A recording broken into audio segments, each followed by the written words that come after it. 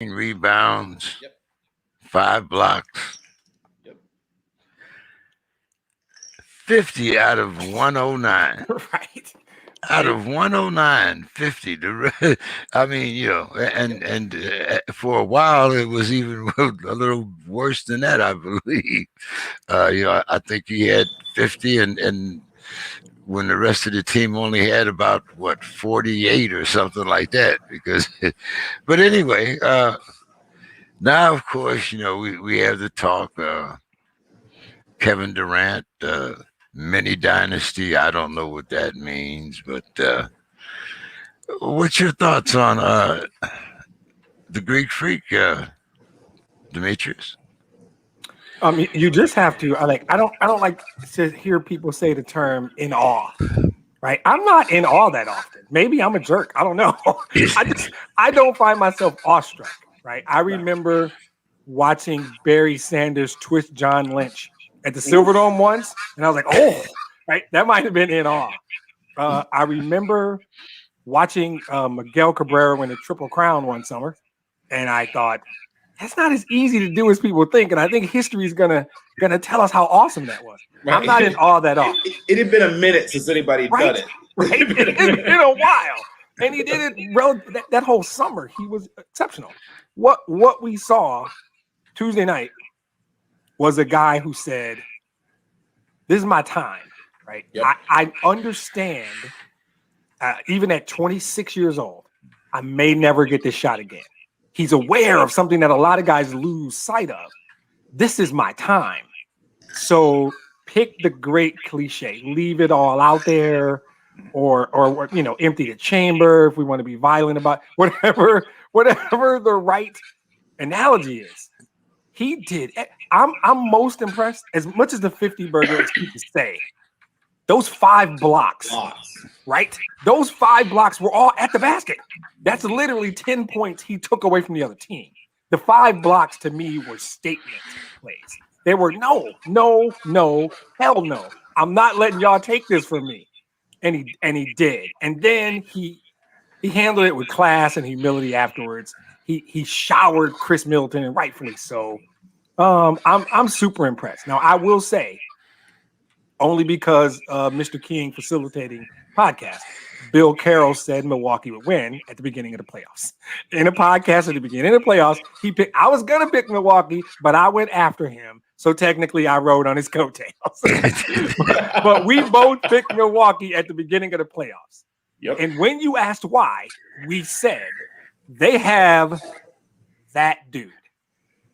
So my shorter answer to all of this is what we saw on Tuesday night was that dude. That's the definition of it. That's the dictionary definition of that dude.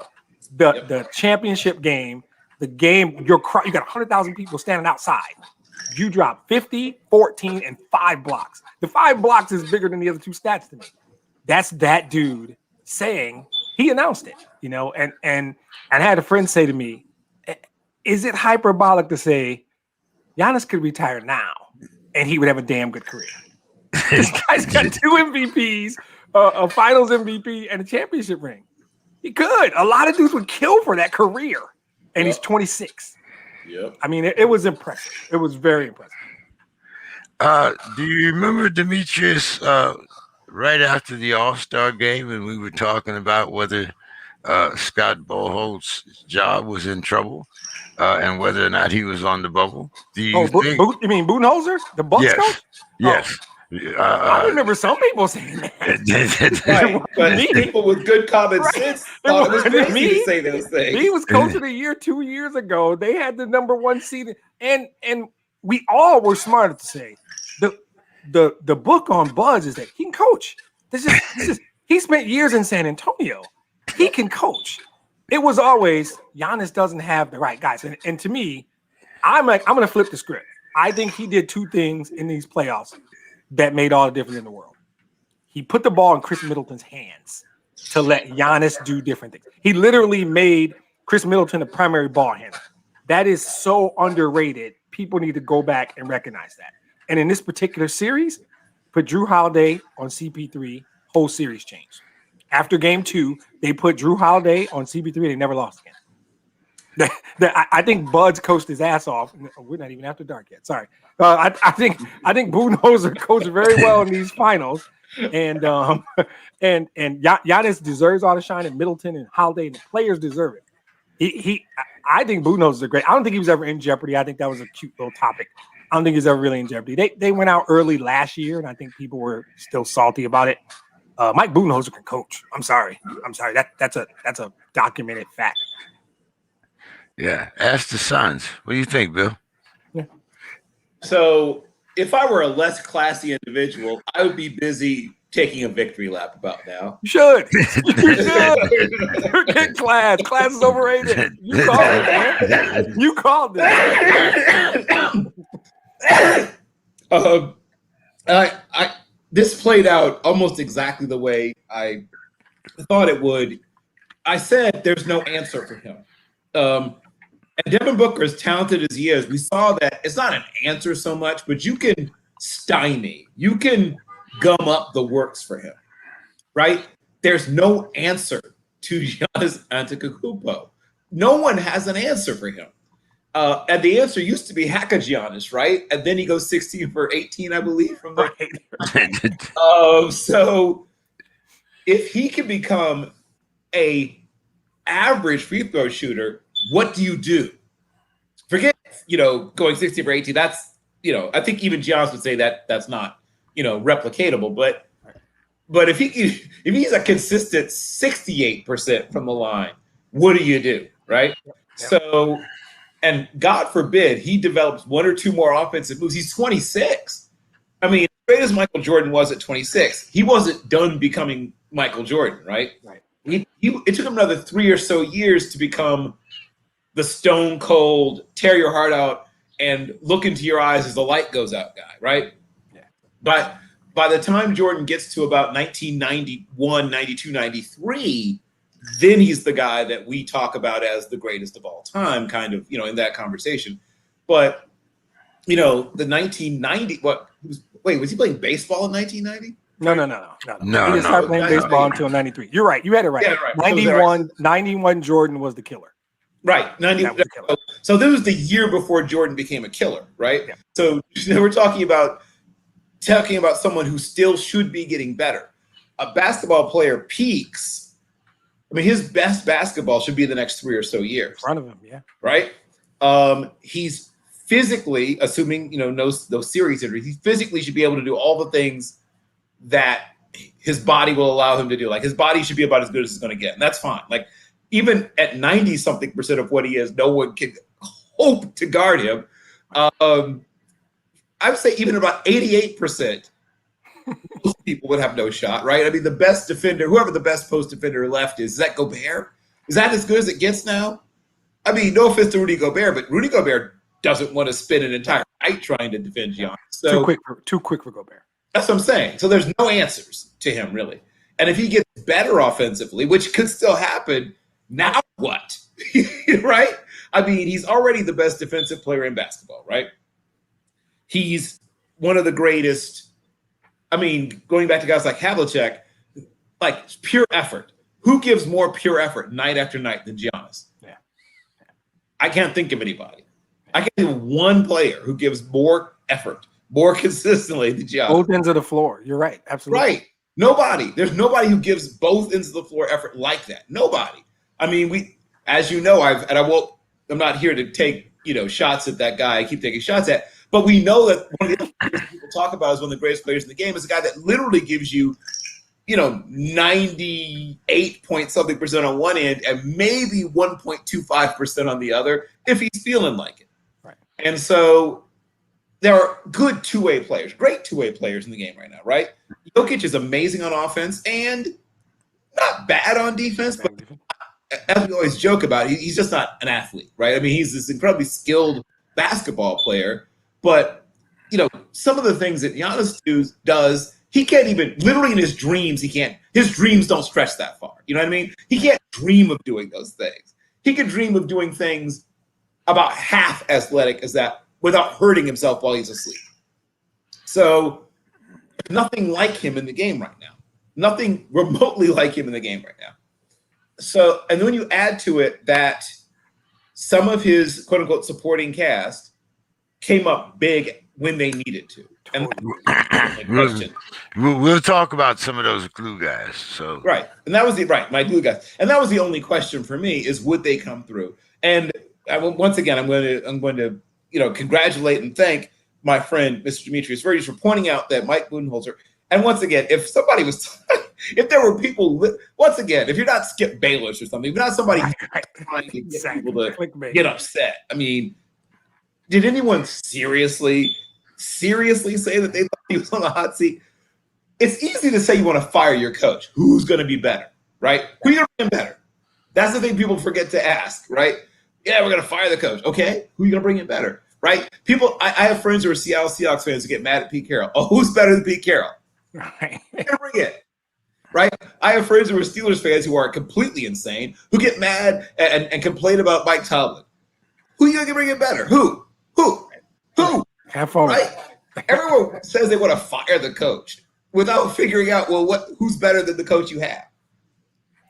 If there's no one available who's alive, who's better than the coach you have, then maybe you should keep the coach you have. Yeah. And take it from a guy whose team doesn't often have great coaches. So, when you get a good one, shut the hell up and keep him. You can have Matt Patricia. If you think Mike Tomlin's not doing a good job, Matt Patricia's available. I'm sorry, James. I derailed you there. Hey, I have no problem with Mike Tomlin. I do have a problem with an old, fragile, skinny guy in the backfield. But anyway, we'll talk about that much later. Yes, we know about your problems. Yes. So, I was trying to change my shirt to number 6, but they don't have one. But anyway, talking about glue guys, Holiday shouted out the Pelicans, for trading him to a championship team. And C.J. McCullough, he tweeted out, congratulations to Bobby Portis, on getting his ring. So it's only the two of you. I'll let you decide who's going to talk about these two glue guys here. Well, the glue guy is a Bill Carroll thing. The award is called the Bill Carroll glue guy. That's what it's called. He gets to go first. I am very so who gets the award, Portis or Holiday? Well, I have a personal.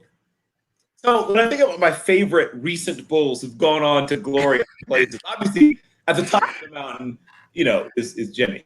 But beneath Jimmy Butler, not that far beneath Jimmy Butler, is Bobby Portis. Now, Bobby Portis unfortunately became rather famous for all the wrong reasons here in Chicago for, going all rock'em sock'em robots on one of his own. Right. And people missed out on what kind of nothing unprecedented in the NBA. I mean, not at all unprecedented. No. We all know that. Once again, people talk about the greatest of all time, but a lot of the guys that people talk about as greatest of all time were guys that would occasionally punch out a teammate. When we talk about Jrue Holiday, he's a player who, I guess he's flown over. I guess he's over in Tokyo now. But he's a player who people had varying opinions, I think would be a fair way to put it. People had varying opinions of him. There were people who thought he was, a decent player, a very good player. Some people thought he's overrated, whatever. And obviously he got off to kind of a rough start in game 1 and righted the ship pretty seriously in game 2.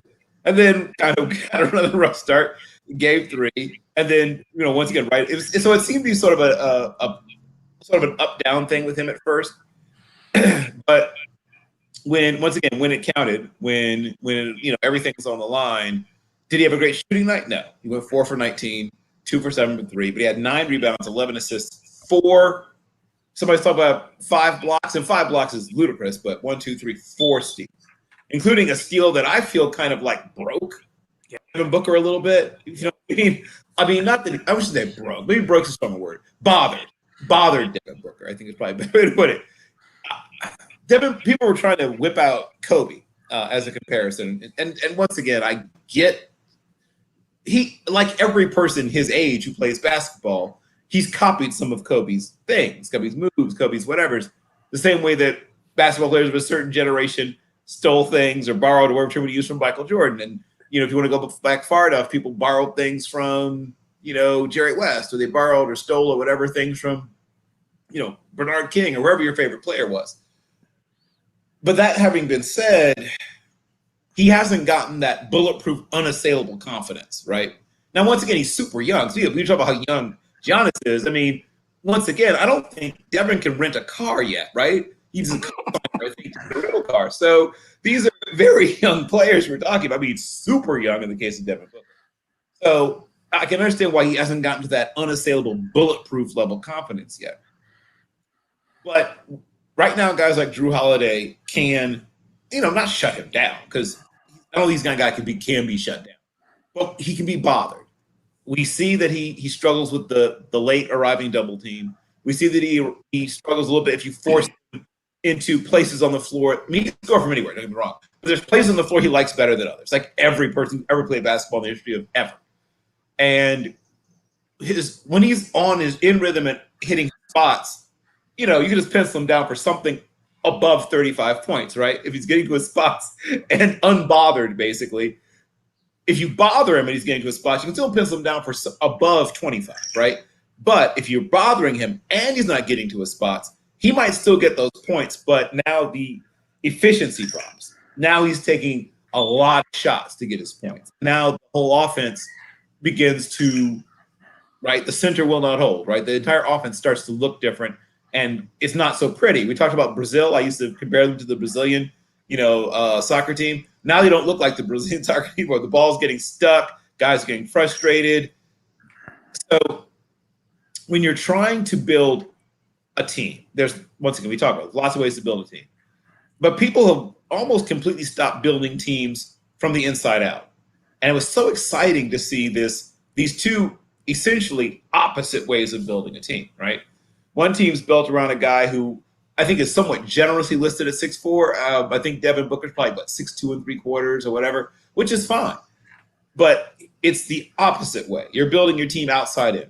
And we know that can work, right? It wasn't that long ago that Golden State was an unstoppable killing machine. So I'm not saying that doesn't work. It certainly can and does work. But they ran into a team that was built the exact opposite way with, I'll just say it, a player for whom they're right now, like I said, is not an answer. There's no one who really has a way of truly defending him. Yep. Sending a larger number of players against him at this point isn't enough. Just sending another however many guys, 2 more, 3 more, whatever, right now isn't enough. You need to find basically someone who's looks kind of like him and moves kind of like him and is his size. Well, good luck on finding that guy. So yes, and yes, some of the other. Portis, first of all, played big defensively, right? Both physically big. Though he's not that big, he's big enough to bother. He has length enough, and he's athletic enough, and he's big enough to bother people, especially trying to get in the lane, right? All of a sudden, Bobby Portis, who's a legit almost 6'8", probably. He's probably 6'7" and change. And you put on shoes and socks, and now he's, almost 6'9". But he's long enough and quick enough, and once again gives good effort, that if your game is mid-range or in the lane or things like that, and he's coming at you, it's bothersome. It's making things hard on you. And can he chase people out on the perimeter? Sure. I don't think that's the best usage of Bobby, but he does it. Like, he doesn't mind. He say, go chase guys who are 5 and 6 inches shorter than you. He'll go do it. And he's a good enough rebounder, and he can score-ish. You don't want him to be a primary scorer, obviously, but can he give you 12 to 15 if you need it and things are going the right way and he feels good? Yes. So, yes, their bench came through. Their secondary and tertiary players came through. Budenholzer did a great job with defensive rotations and knew when to play whom, right? And what situations, managed his players well, and Giannis, played like a god, like a basketball god, which is what I I suspected was coming when the season began. Well, Demetrius, who's your glue guy? Holiday, Portis, or maybe you got another guy? No. I like these two guys. I honestly, and this is cheating, would split the award. And sometimes Bill just makes it easy. Bill just makes it easy for me because he covered all the good stuff. I'm going to point out a couple things. One, we're not sliding past Rock'em Sock'em Robots. We're three dudes over 50. Everybody probably don't even know what those were. They were awesome. You gotta trust me. They were awesome, right? So just for those listening, like, what the hell is Bill talking about? Rock'em Sock'em? Google it. They were great. I split it because I would say that Portis did exactly what you bring him to do. And there are guys who just do their jobs, and you kind of shouldn't notice them. When your guy is doing his thing, like Giannis did, and your second guy is showing everybody, I'm a legitimate second guy. Chris Middleton, when they did Chris Middleton, wow. Then all you need is for the other guys to do what they're supposed to do. And that's what Bobby Portis did. He did everything he was supposed to. He defended. He when he needed to score, he scored, steals, that kind of stuff. Quite frankly, Holiday had the play of the series, right? The moment of the series is the steal in game 5 and the alley-oop. That's the defining moment of this series. And that's Drew Holiday. And he did what Bill talked about, which half credit goes to coach. Make Booker go to spots, make it hard. And he already explained the difference between an easy 45 and a hard 45. Hard 45 is volume shots, takes other players out of the game, disrupts your offense. You get to 45, but you totally disrupt. There's a 45 where you lose, and there's a 45 where it's easy. Other people are involved and you win. Jordan, pre-91, got a whole bunch of hard 40s and 50s. And the Pistons won all those games. After 91, when he went to the weight room and he talked to Scotty and they figured it out, it got easier. That's the difference. And it was like Bill said, it's moving him to spots. It's making it tough. Because when it's tough, it's tough. It's not easy. It is exactly what it sounds like. And by the time you get to the fourth quarter, you're exhausted. You're mentally exhausted. You're physically exhausted. You've been made to work. And that is different. And when Holiday takes other players on that team out of the game, your star is being a superstar, making the announcement that I'm that dude. Your second guy saying, I'm really, really good too. And then your glue guys are being glue guys. That's a team. I love what they did. I'm thrilled for City of Milwaukee, for that team, for Giannis. He re-signed and took heat. He re-signed with Milwaukee. Yeah, he signed a supermax to stay in Milwaukee, Wisconsin, and he went out and won a championship. I mean, I haven't felt this good about that league in a while, mostly because I'm a Piston fan. but I feel really good about what this means for that league. You don't have to pair up with 2 or 3 of your buddies and go somewhere to win. You can do it this way. And I think a lot of people might not agree. I think it's great for the league. And but to answer your question, I'd have to split it because Portis came up big quietly. Portis just did the stuff you don't notice. Holiday had to play the series, play the playoffs. Is that steal and alley-oop? So I split the trophy and give each one of them half. Okay. All right. Well, once again, we're going to have that discussion. Yeah. Driving after dark while black, Demetrius. I gave you every shot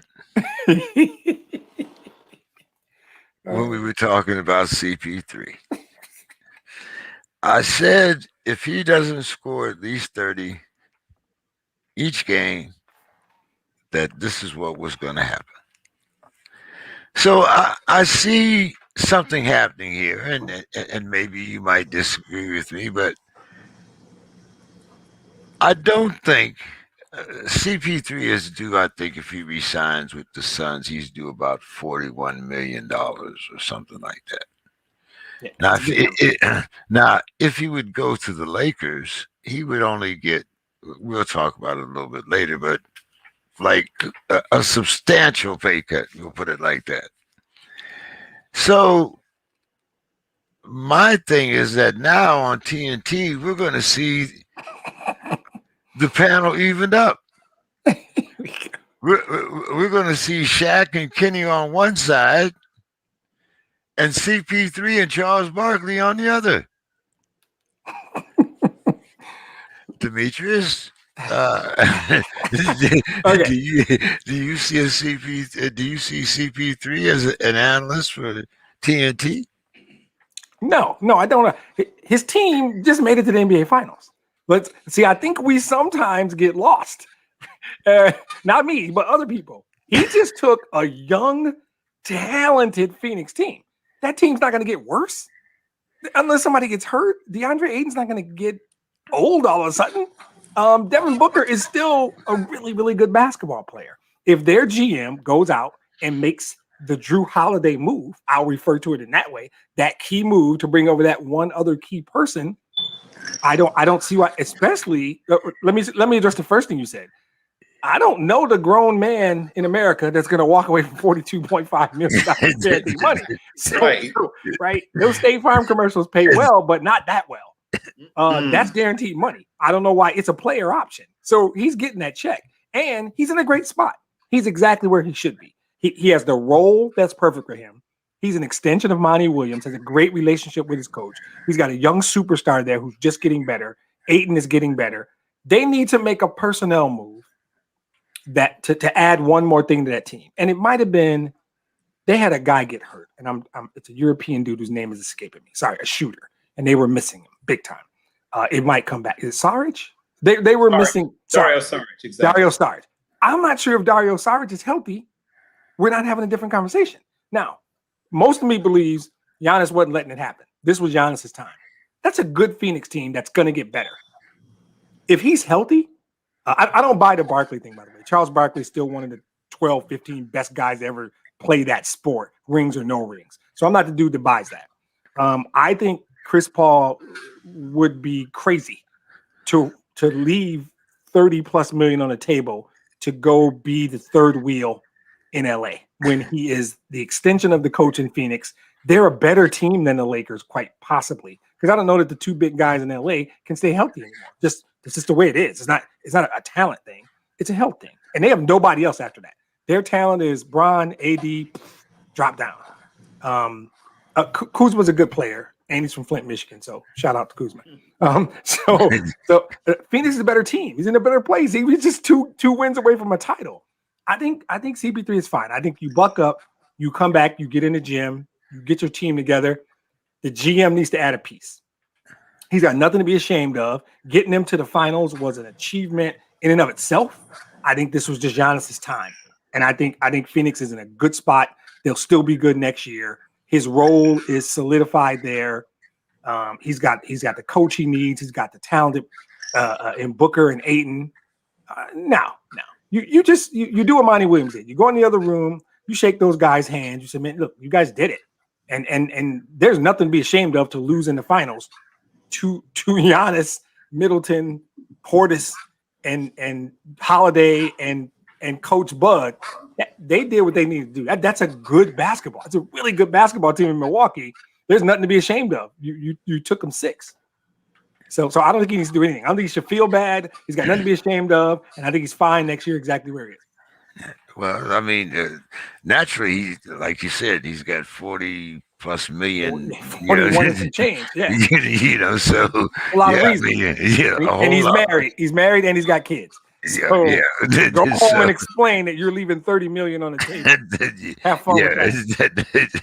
It won't be State Farm. It'll be another commercial. Whole bunch of Uncle Cliff will be coming over. But Bill, Charles Barkley. I mean, that's about the only thing that they really humiliate Charles with. Well, we both got rings. But CP3 could be to me, the second best player, especially staying in Phoenix, that might have to retire before he's able to get a ring. Remember, next year you could have a healthy Lakers team, you could have a healthy Clippers team, maybe some help for Damian up there in Portland. You still have Denver. You still got Dallas. The West is still loaded. So, you know, you, the window's kind of closing there. What's your thoughts on CP3 and TNT? Not next year, but the year after. I don't know if I'll go so far as to say the window is closing because they also are allowed to do things to improve their team. Also, I mean, it's not like the Suns are precluded from making changes that would make the team better, while other teams are allowed to get better.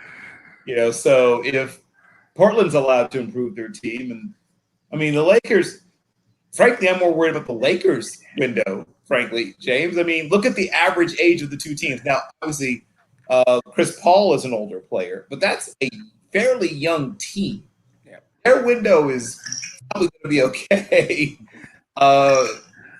It's tough in the West, no matter what, right? I mean, Denver could get better. Dallas could get. I mean, everybody could get better. That's Utah's still pretty good. Yeah, right. Utah's right. very good. Utah's a dangerous team. Yeah, exactly. You know, there's a bunch of dangerous basketball teams that could concede. That's the thing about the West. There's about 5 legitimate teams that you can make an argument could find themselves in the finals, right? That's what makes the West so much fun. Legitimately, I don't see anybody, and once again, I could be proven very, very wrong, but it's hard to think of somebody who legitimately is about to knock off, the Bucks. I just don't foresee anybody being better than them quite yet. We'll see if I'm wrong. Brooklyn will say they're better, but everybody will say Brooklyn's better. We'll talk a little bit about that also. I'm sure Brooklyn will make it very interesting, but I just wonder. I mean, yeah. The way that team is constructed, I said I don't trust them, and I'm going to stick with what I said before. I don't trust that team. Well, because you're right. You should stick with it.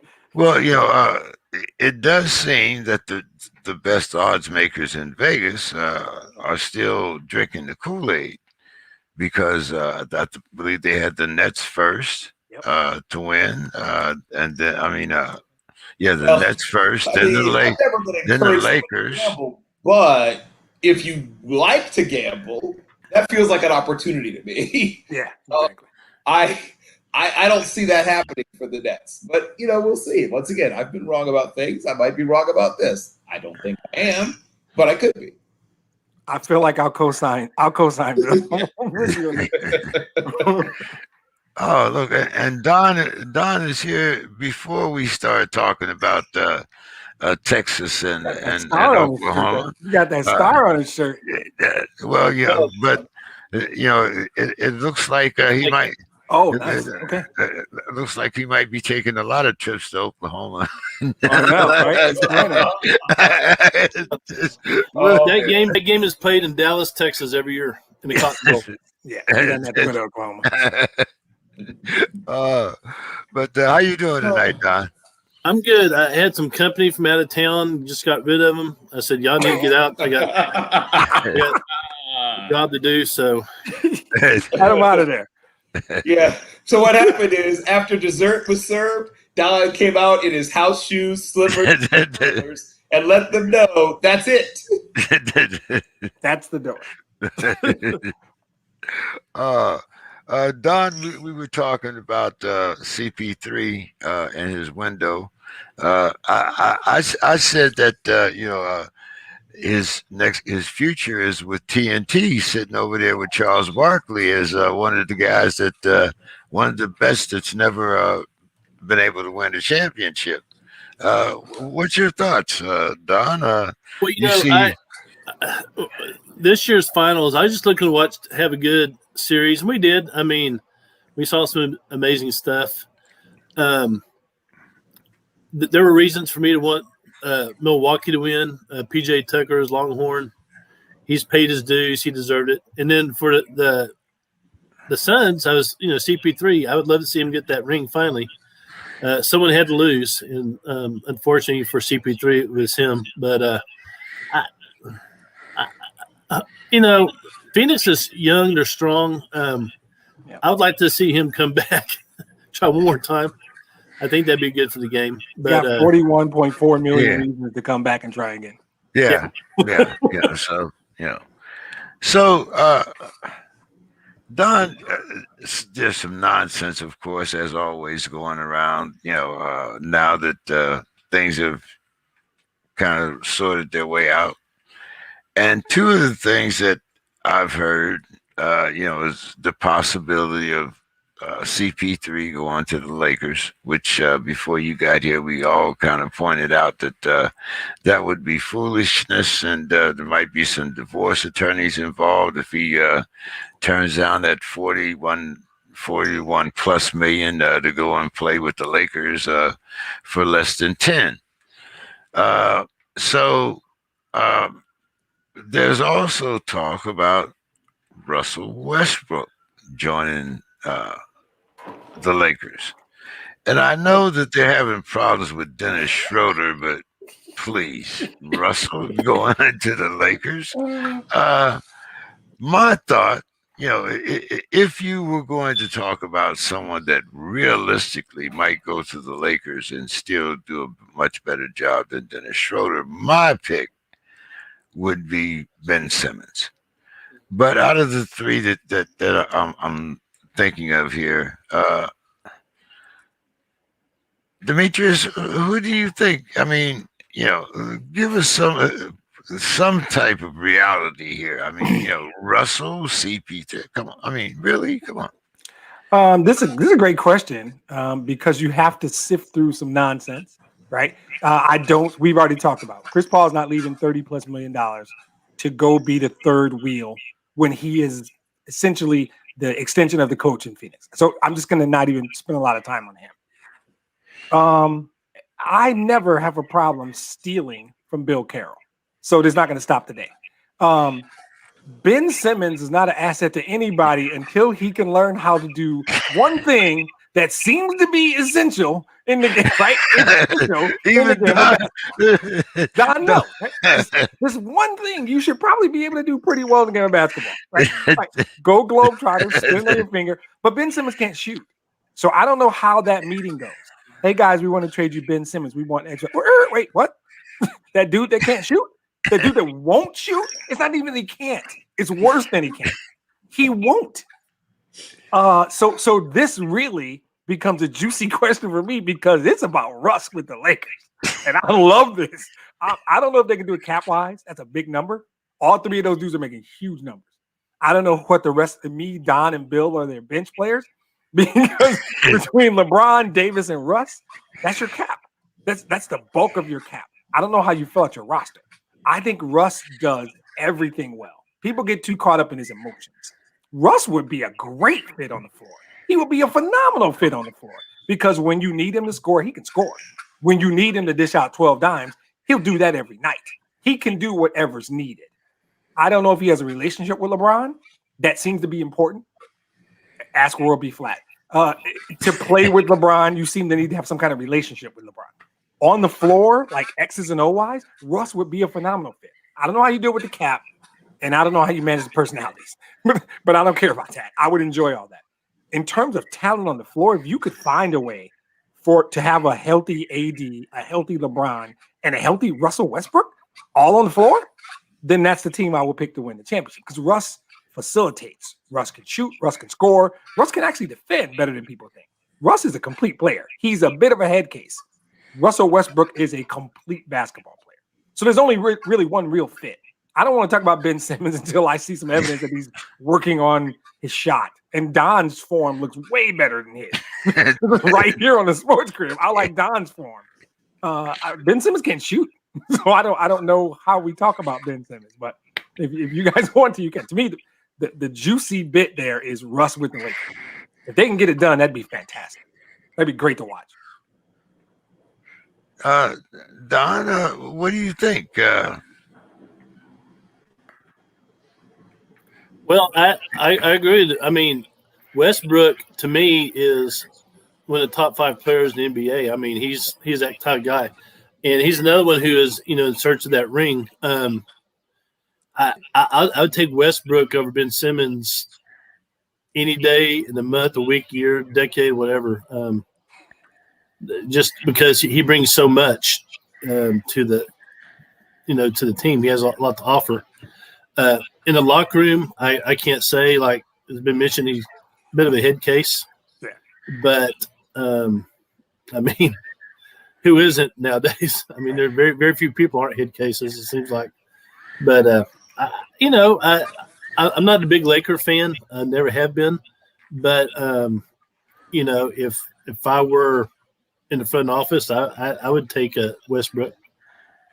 And Westbrook's probably saying, I'm getting he's not. I would consider him ancient just yet, but he's probably at that peak where he's about to start the downhill. So, like LeBron's already passed that, I think. So, I think some fresh blood in there would be good if you're a Lakers fan. Well, Bill, don't forget now. I mean, I know it's not that much of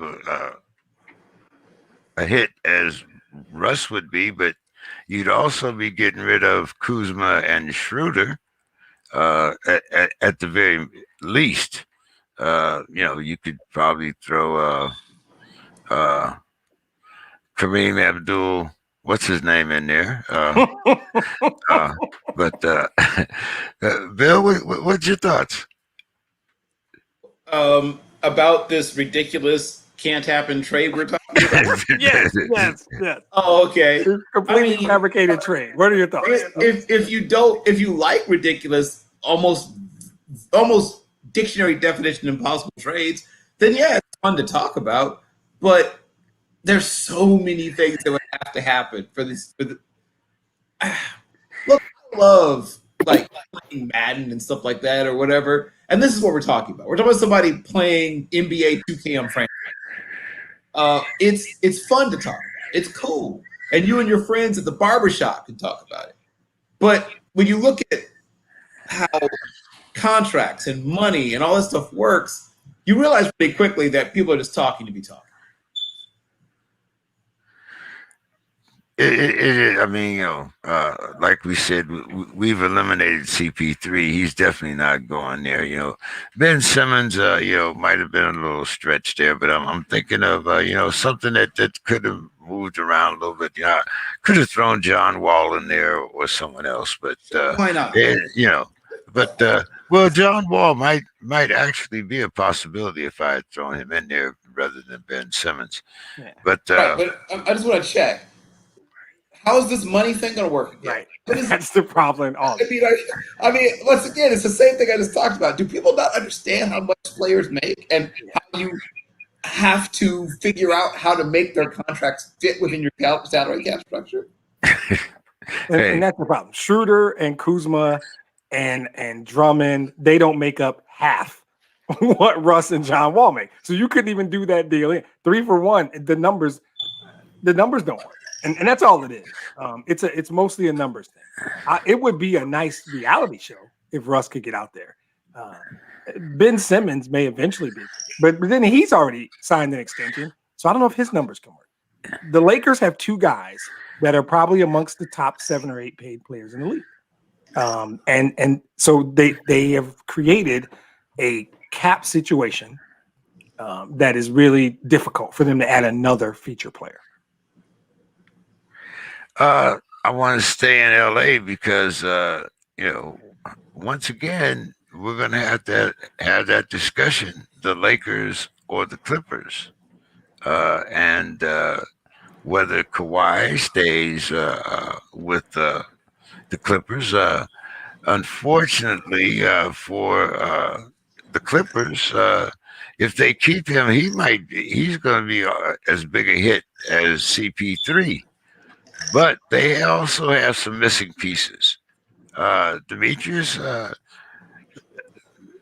Clippers, we've been talking about it for a few years now, but that old "Let's Stay Together" anthem is it getting a little dry now?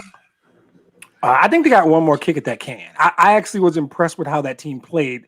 And by the way, I don't think Kawhi's going to play next year. If he does, it's going to be very, very late in this season, if at all. That's the first thing. And you're probably not going to get 100% Kawhi. Yeah. After the All-Star game, at least. Yeah, that's okay. I don't know when you're going to get full blown Kawhi if you ever do. What I saw from the Clipper team, and in particular, one Paul, Bill can tell you his middle name, George. uh, from him was he opened up when Kawhi wasn't there. The ball moved more, and they've got pieces. I mean, they've got. We talked about them last week. Some of the things they have over there. The Clippers will be but the West is loaded. Bill told us 15 minutes ago. The West is loaded, so it might not matter. Utah's not going anywhere. Phoenix isn't going anywhere. Jokic and if they don't trade Jamal Murray, Denver is still going to be a really good team, and the Lakers might get healthy. The West is loaded, and I didn't talk about Portland if they do something to help Dame. There's really good teams in the West. The Clippers play well without him, and they're going to play a lot without him next year. As far as Kawhi, I don't know if it matters. I think we've seen the best of Kawhi, to be honest, and that might be harsh. I think the best of Kawhi was in San Antonio and Toronto. I don't know that we're going to ever see a Kawhi better than the guy who played his last 2 seasons in San Antonio and the 1 year in Toronto. Right. Mostly because of his body. Right. So I don't know. I think his defensive skills are dropping. I think Don just used a good analogy. You get to stay at your peak for a certain amount of time, and then you start coming down. Kawhi is past that part. He's on the way down, in my opinion. So if your question is where would Kawhi be best fit? Again, you got the same problem in LA. Kawhi makes too much money, can't do it. So he can stay with the Clippers, but I don't think he's going to give you much next year anyway because he won't be able to play until well into the second half of the season. So if you're good, he'll be a nice guy to bring back. If you're not good, it'll be too late and it won't matter. You'll be out of the running. He won't come back in time to pick you up. So I don't think Kawhi's a factor next year in the NBA. I mean, it sounds rude, but I think it's still true. Don is president of the Kawhi Leonard fan club. What's your thoughts here? Hey, I'm just amazed that he's actually hurt. I mean,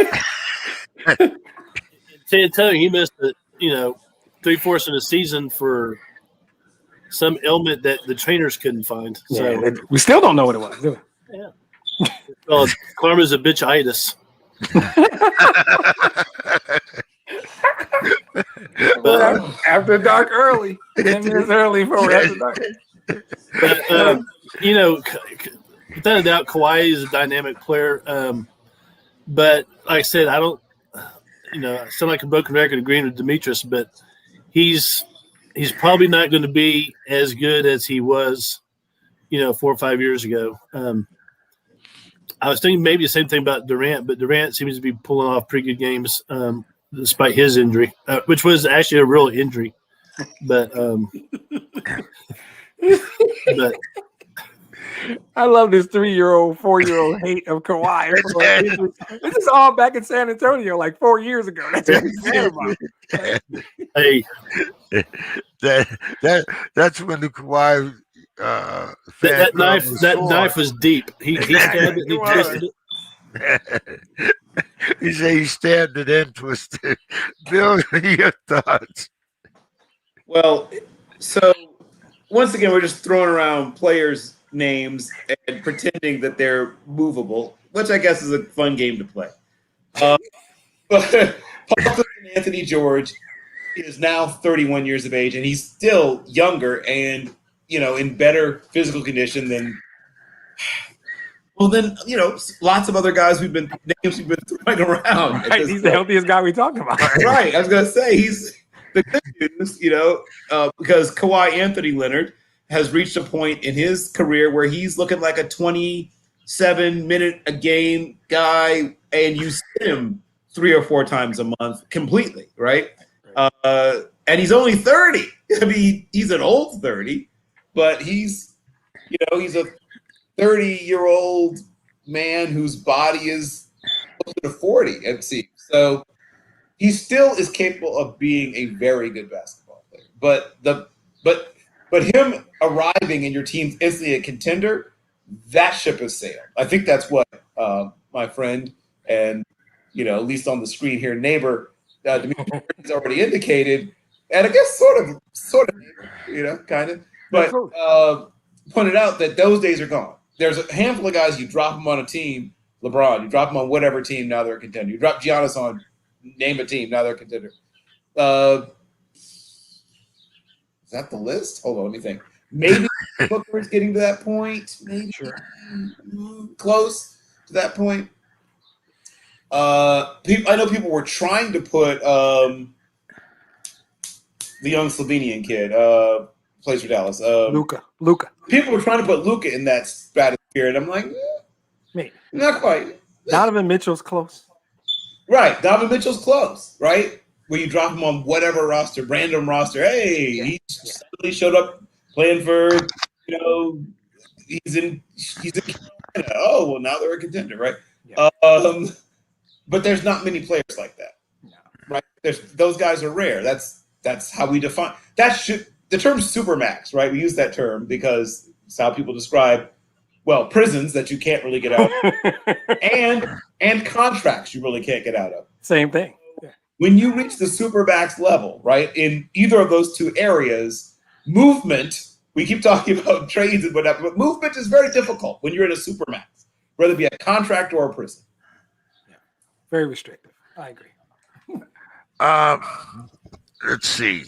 Bill, I'm going to let you start so you can just take all of Demetrius's thunders. Love it. We have a plethora of black coaches that have been signed over the off season. I want to get your take on that. It wasn't some of the ones that we named especially, but it was, I don't think anybody can doubt the credentials of the ones that are being signed. Bill, your thoughts? Well, my first thought is somebody CC the NFL. That'd be my first thought. Let them know that it's possible to hire a whole bunch of young black coaches. It's okay. Got killed. Right? It's completely allowed. Nothing bad happened. The sun still came up in the morning, right? Everything's okay. So, that's my first note. My second note is that we've talked about this a little bit in the NBA, or a little bit in the NFL, where trends set in and people want a certain kind of coach, right? For a while, there was a moment there when everybody wanted great offensive minds in coaching. Both the Paul W. somethings, Paul Westphal, Paul Westhead, not to be confused with each other, but both were guys that people knew how to drew up a lot of stuff offensively. And then it shifted to, your toughest nails, let's punch people in the stomach kind of coaches. And, Pat Riley, right?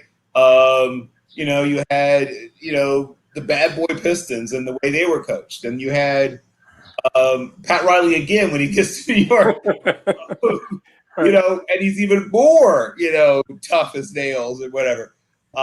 So there was that trend for a while. Let's get us a guy that looks kind of like he should be standing next to, Tommy Icepick, Scannuzzi, whatever. A guy that looks like he might be a mid-level Cousine, right? That was everybody went after for a while in coaching. Love it. Pinky ring guys. Let's get a pinky ring guy, right? Mike Fratello, right? Exactly. But then that moved onward, right? And so now Monty Williams, right? A young, very successful. Here's how I realized how young Monty Williams is. I watched him play in high school. Right? Kid from Potomac, right? There was a tournament where Calvert Hall, Potomac, and I think maybe DeMatha came up to play three of the best teams from the Tidewater area. And I got to see Monty Williams up close and in person. He was a very good player, 6'7", could handle the ball, could shoot, good defender. Injuries kept him from, becoming what he might have become as a player. But he's overcome a lot. We all know about, most of us at least know about the very tragic death of his wife. And, there's been a lot that he's overcome. He's a very strong man of faith, and he's just a wonderful human being. And I'm happy for him. Obviously, I think he'll get other chances to coach championship teams. I don't think this is it for Monty Williams as a coach. And as you just said, there's an influx of new young African American coaches. And when you hire black coaches, two things happen. One is hopefully it demonstrates that they're not being held to a different standard than other types of coaches anymore, right? And the NBA has been pretty good actually about this anyway, where you don't have to have all of the boxes checked, right? Black head coaches, at least in the NFL, have to have all the boxes checked. You have to have done this, then you have to have that, you have to have done this, then you do that, right? And then eventually you at least get interviewed, and then, hopefully it happens for you. You don't see guys, in the NBA, you can see guys jump from being in, Mark Jackson or whatever. They're in the broadcast booth, and then boom, we're hiring you. You don't have to have spent 12 years working your way up the food chain necessarily. So that like I said, gives you a certain amount of hope that they've reached a place of equity in the way that coaches are hired. And obviously, we talked earlier about Becky Hammon, which is hasn't happened yet, but could still happen. And I think at some point we'll see a sprinkling of coaches that are dudes. And once again, when the world doesn't catch on fire, I think people realize, oh, it's okay. The sun came up. My cereal box is still filled with cereal. Hey. So yes, I at some point it'll stop being a big deal. I guess is what I'm saying. Yeah. Don, what do you think? Bill gave you a perfect segue there. Becky Hammon. Is it Becky Hammon? Is it Tim Duncan? But what do you think about the hiring of these minority coaches, and some with a lot of names that we weren't expecting? Well, just let me kind of back up and say this. The players who are, African American that got coaches, I recognize the names, and you got Doc Rivers, excuse me, God, just had a brain fart. Monty Williams, we were just talking about Monty Williams. Had a Biden moment. I would love to see Monty Williams be. I would love to have Monty Williams be like in San Antonio. I think that guy's phenomenal.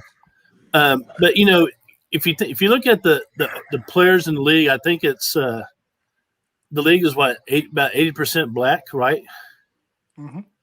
And the coaching staffs have never really reflected that. And I'm not one of these people. I don't like to crunch numbers and and compare that. But you would think that a sport that values experience, like players,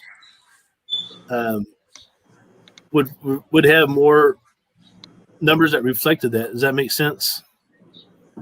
Most definitely. I mean, so I think when it comes right down to it, you want the best guy for the job, and I think for too long the best guys weren't getting the job. And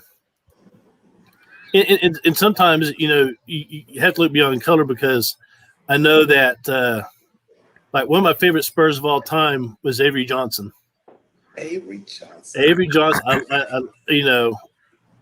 I mean, great coach, by the way. Yeah. A really good coach. Yeah. And I don't think he ever got the kudos he deserved as far as the coaching ranks go. I mean, he was at Alabama, I believe, a few years ago, and but it's not just in NBA; it's also in the colleges. You don't see a lot of it. And sometimes you say, well, we're going to hire, like Shaka Smart, we're going to hire this knockout, and it's like, well, really not a knockout hire. Sometimes it goes against you, but any time that you progress and you make good, the hires, regardless of color, that's good. But I think the NBA should be more reflective of what we're seeing, on the court. And same goes NFL. I mean, NFL is making a lot of strides. I mean, James, when you and I were breathing hard in the 70s, the status of black coaches, even the Hispanic coaches, we're seeing that. So, the trend is up, and that's always a good thing. Demetrius, I think that might be my fear, is that it's a trend. I think, though, that it would be tough for me to say this league has struggled in this area, because there are guys Glenn Anton Rivers is obviously the kind of the benchmark, right? I like my guy. Dwayne Casey is smart. He is classy. he is a really good basketball coach. And when we give him the talent, Dwayne Casey will get what he deserves. But I think you've seen guys like Fizdale and Bickerstaff and the guy Pierce, who's in Atlanta, but Nate McMillan has had multiple jobs because he's really good and he deserves multiple jobs. Jason Kidd's on his third job now in Dallas. I love the fact that there's 5 dudes that are getting like their first shots, right? Unseld Jr., Chauncey, Green in New Orleans, the Spurs assistant in Boston. How do you pronounce it, Bill? Udoka? Is that how you say it? I don't know. I think it's Udoka. Yeah. And I forgot some. Oh, Mosley down in Orlando. So there's 5 dudes who are getting their first shots. I think that is a good trend, but I think you're going to get a couple of really good coaches out of there. And I think that because of guys, like I said, JB Bickerstaff's gotten it. Steven Silas had a job. They're getting opportunities, right? And I think that that's really all it's ever been about in my mind is the opportunities, right? Fizdale's a good coach who landed in a couple of weird spots. You're going to find these guys, and the trend is getting all these guys I mentioned, with the exception of Jason Kidd, are probably, under 40. Well, Chauncey's probably 40. But these guys are young dudes, relatively speaking, as coaches. The real key is if you could come through San Antonio, you'll get a job. You can get a job. If you were an assistant with the Spurs, you're eventually going to get a job because that organization is the benchmark. In that league, that's the benchmark for where you go dig your coach. And whether it's Udoka, Budenholzer was an assistant in San Antonio, right? You go sit on that bench. Tyronn Lue, I missed. Sorry about that. He's got a ring. He deserves to be mentioned. So I think there's a number of guys there, and the trend is correct, but it's a trend of giving good young coaches an opportunity instead of retreading a Van Gundy or retreading, like apparently anybody named Van Gundy can keep getting jobs over and over. Retreading as much as I like the pinky ring Mike Fratello or D'Antonio. These guys got jobs for years. They could just get jobs anywhere. And so now I'm mostly excited that 5 of those dudes I named are first timers, and they're all good young coaches of color. So I'm excited about what this league is doing. And this league has always been light years ahead of the NFL in terms of that thing. For the reasons Don mentioned, representation. Your league is predominantly Black and European, right? So I think that that representation is important. And at the end of the day, these billionaires want to make money and win. And I think what they're starting to see with guys like Glenn Anton Rivers and Dwayne Casey and Nate McMillan is these guys can coach. Hey, Demetrius, there's another Van Gundy brother, long-lost Van Gundy brother, right? No. Uh-oh. His name is Lane Van Kiffin. Lane Van Kiffin. What's that? Ole Miss. He fits right in. No, but you think about Lane Kiffin, he's like the football version of the Van Gundy's. Just gets jobs for reasons nobody understands. I understood how Lane Kiffin keeps getting hired. And he's had big jobs like USC and Tennessee. He's had Ole Miss. High-profile gigs. I know. And he's not deserved. I mean, he hasn't earned any of them. Now, to his credit, he managed to win 7 games and came within an eyelash of beating Alabama go back and look at that roster he had at Tennessee. That's not a great bunch of talent they had on that team. I think his quarterback was Tyler Gray or something. Yeah. Their best running back was meh. Offensive line had 1 or 2 guys that have managed to hang around the league for a while. They had a couple of decent guys on defense. Yeah. That was not a good team. And he coached a whale of a game against Alabama. Yeah, we're after dark yet. We're after dark. We all know though that Lane Kiffin's an asshole, isn't he? I mean, that kind of documented. No. Well, that wasn't the question, was it? Oh, no, it wasn't. I was just throwing that in. It's like we all agree on that documented fact, right? No, I didn't know that was the part we were questioning. Oh, yeah, of course. Yeah. Tennessee fans will concur with that. Yeah. I think a lot of people. I mean, yeah. Oh, man. I mean, I don't know the man, but that's just what I've heard. Well, I mean, I think the term you're looking for is cocky le douche. Yeah, that's what I mean. Now, he is entertaining as heck to follow on Twitter, though. His Twitter game is strong. I'm just letting you know. His Twitter game is strong. He's quick-witted. He's funny. He's willing to take shots at himself as well as pretty much everybody else. He's one of the few guys who's not afraid to take shots at Saban even. I don't think that's really smart, right? No, I didn't say That's it not a was smart. sustainable thing right there, in my opinion. I'm not sure why you're doing that. I never said smart. But I'm saying that he's unafraid. Perhaps he should be, but he is unafraid. That's the point I was making. So he got a head coaching job at what, 34 in the NFL? Is that right? Yes. Now, obviously, it doesn't hurt that Monty Kiffin's his dad. Yeah, right. And it doesn't hurt that he was basically the beta test version of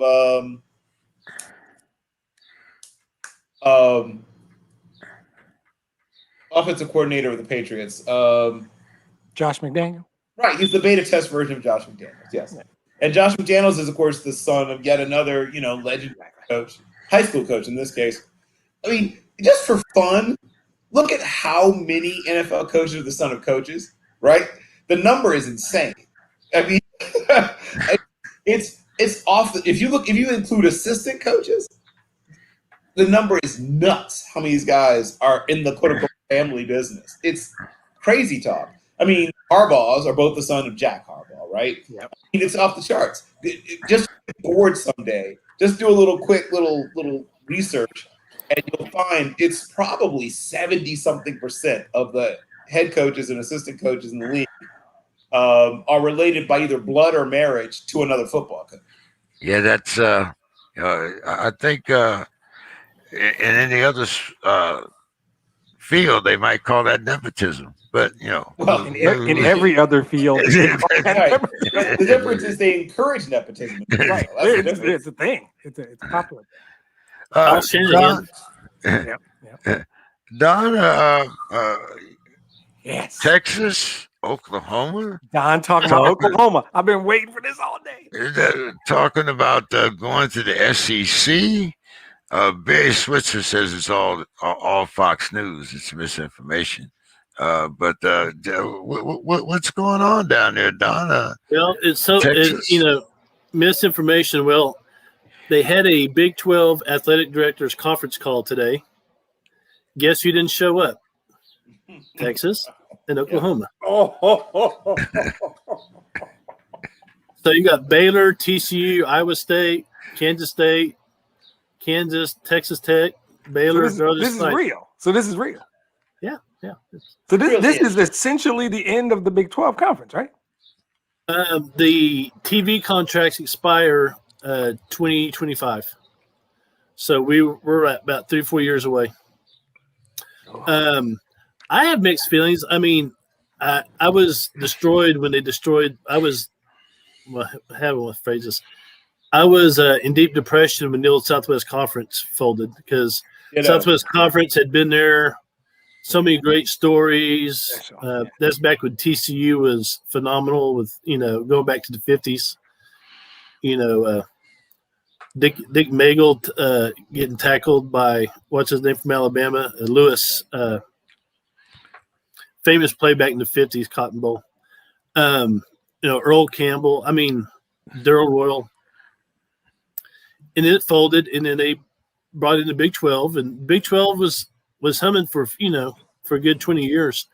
But a lot of schools like Nebraska, Colorado, Missouri, A&M, they didn't like the fact that Texas had the Longhorn Network.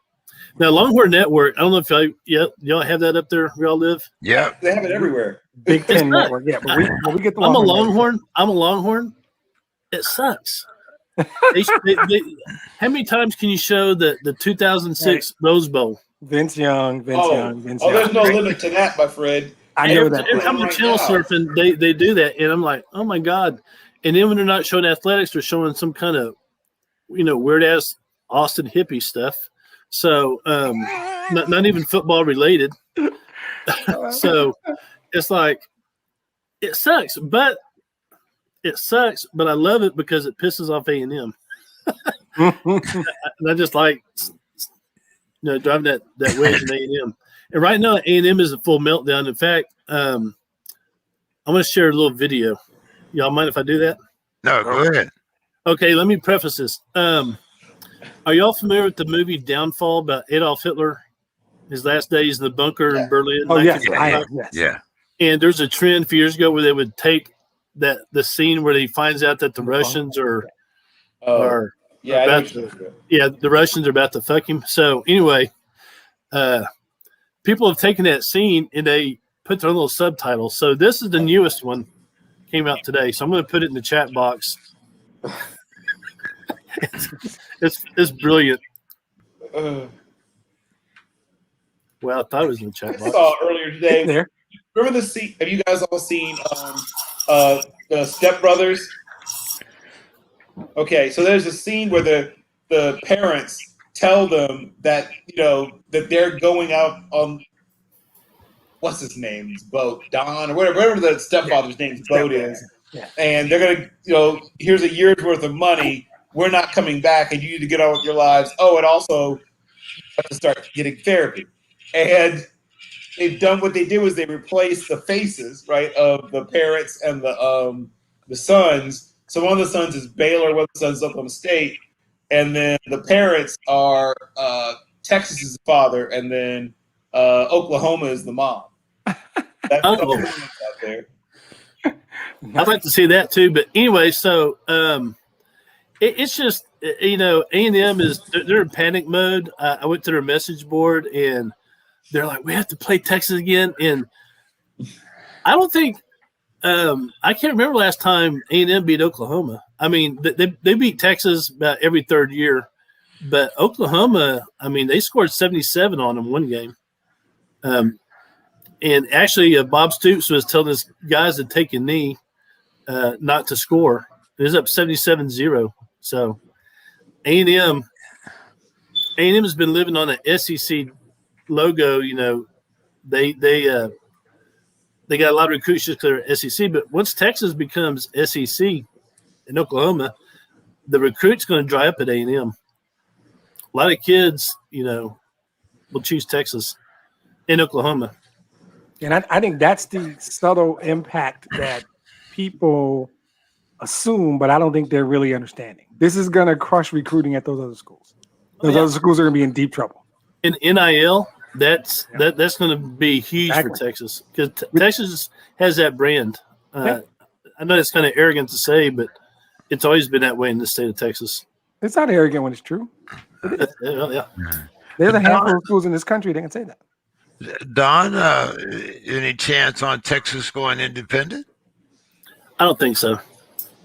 I mean that kind of works for Notre Dame to a point, but Demetrius is right that chasing that gold is very enticing.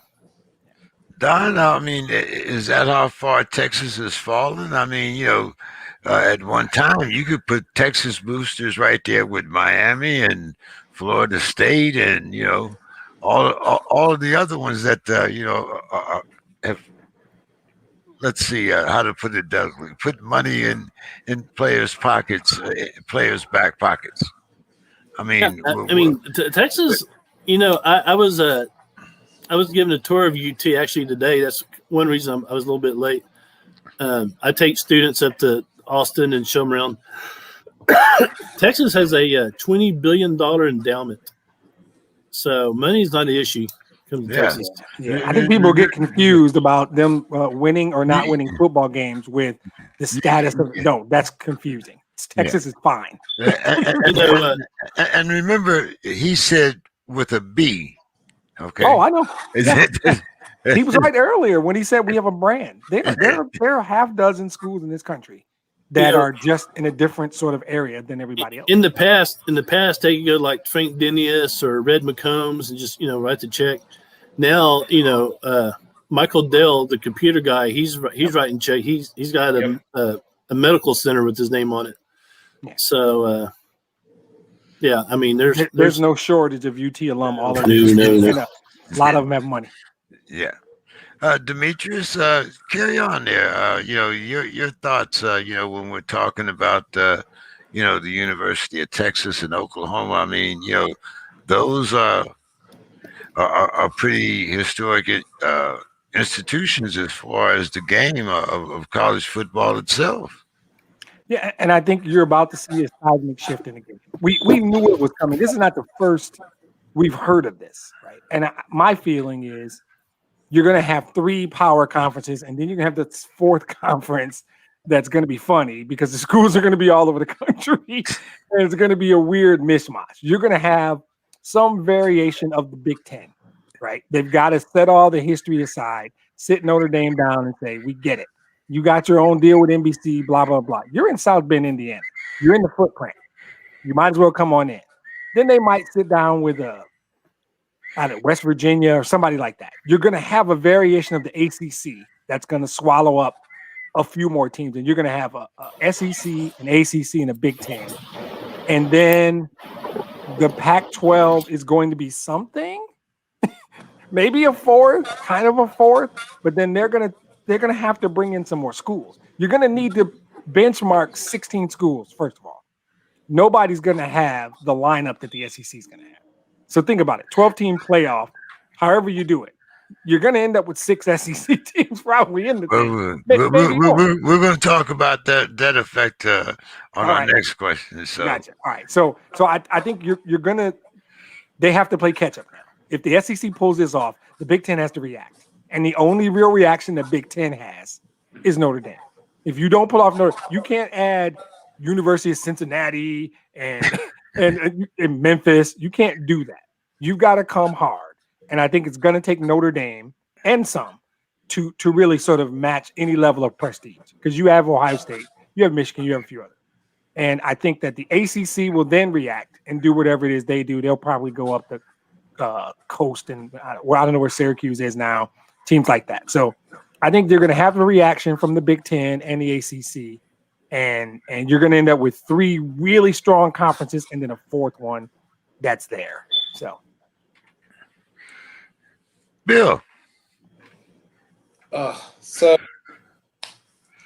we're talking about the plate tectonics of college football yet again. And like Don, I've been sad when we've lost some great rivalries. I mean, remember the old backyard brawl and all these, I mean, Pitt, West Virginia, great game, the Holy War, back when BYU would play Utah every year, Texas A&M every year.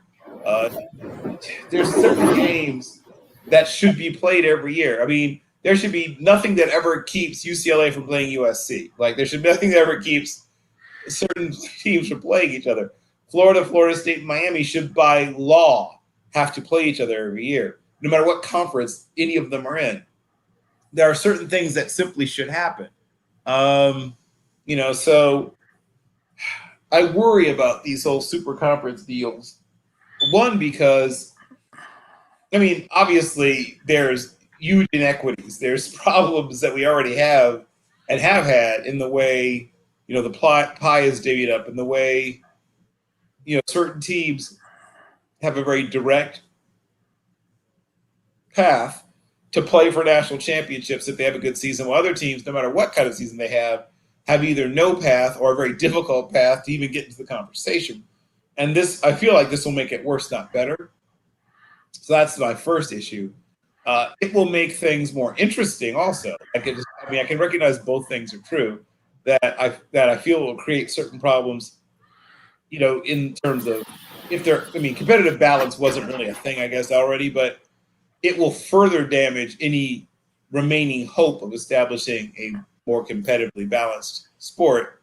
And then the other thing that will be difficult, if not impossible, to do is, you're going to have, events or whatever where, even at meeting day, like once you have a certain number of schools, certain things just get more challenging logistically. Like, obviously you're going to split it in half and you'll have a north and a south or east and west or whatever, and you have a championship game, blah, blah, blah.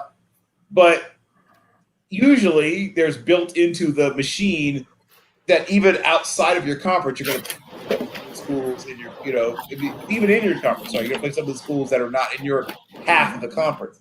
And some of these conferences are going to be, as Demetrius pointed out, spread, all halfway across the country. So if Boise State gets, drawn into the big whatever it's going to call itself at that point. At some point, Penn State's going to have to go play Boise or vice versa. Right.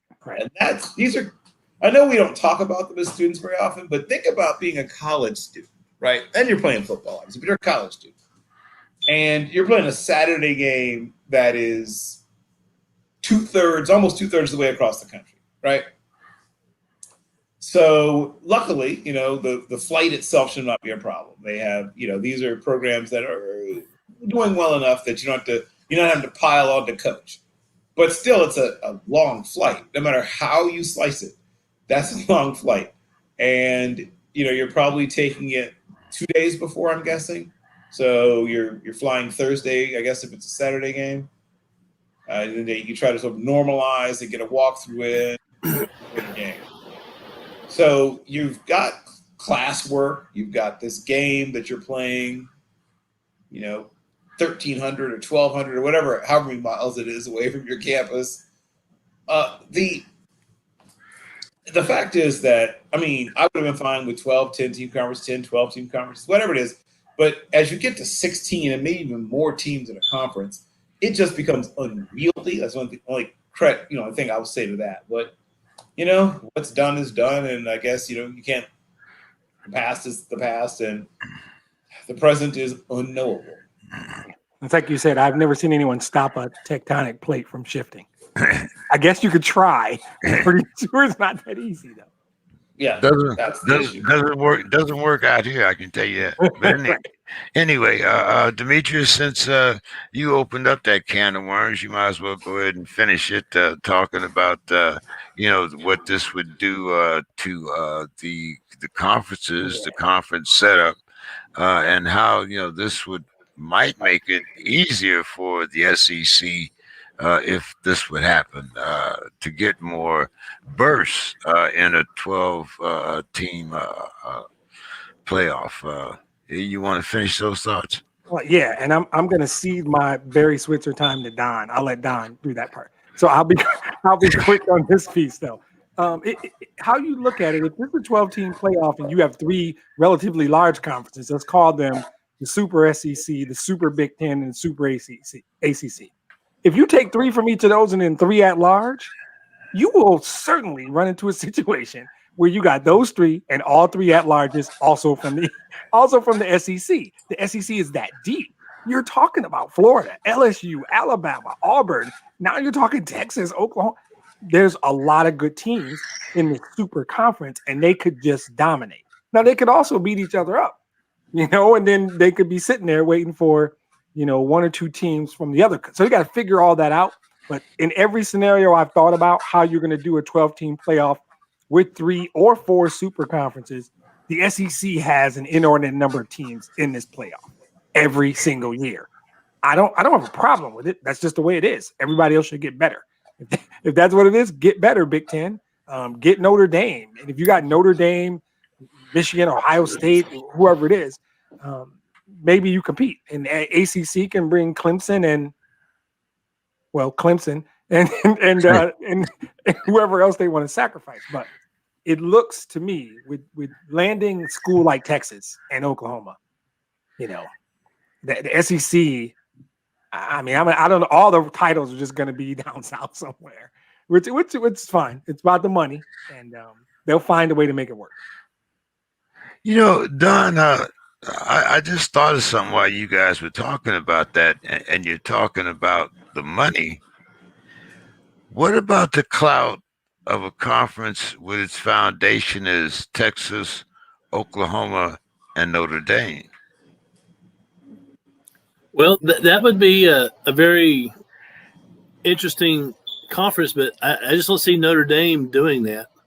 No. Now, with Texas and Oklahoma moving to the SEC, which is probably about 80% chance going to happen, I could see another conference being formed, something like Clemson, North Carolina, Ohio State, Michigan, Penn State, Notre Dame, maybe, if Notre Dame wants to go that route. But I could see another major conference forming. Maybe if they combine the Big Ten and the ACC. That would be awesome. That would. That's the only answer. Combine those two. I didn't even think of that. That's your conference right there. but yeah, Penn State is always going to be tough. It's only a matter of time before Michigan starts. Before Michigan reinvents itself, I mean, they just have too much capital to be in this big of a slump. Eventually, it's going to happen. Someone's going to awake that sleeping giant. Ohio State is going to be Ohio State. So, I mean, that's the other possibility. So you could have the 12-team playoff and have like 8 teams from the SEC and 4 teams from the Big 12/ACC. It'd be phenomenal. But I always like the idea of having, the 1 and 2 of each major, Power 5 conference, and then like 2 at large.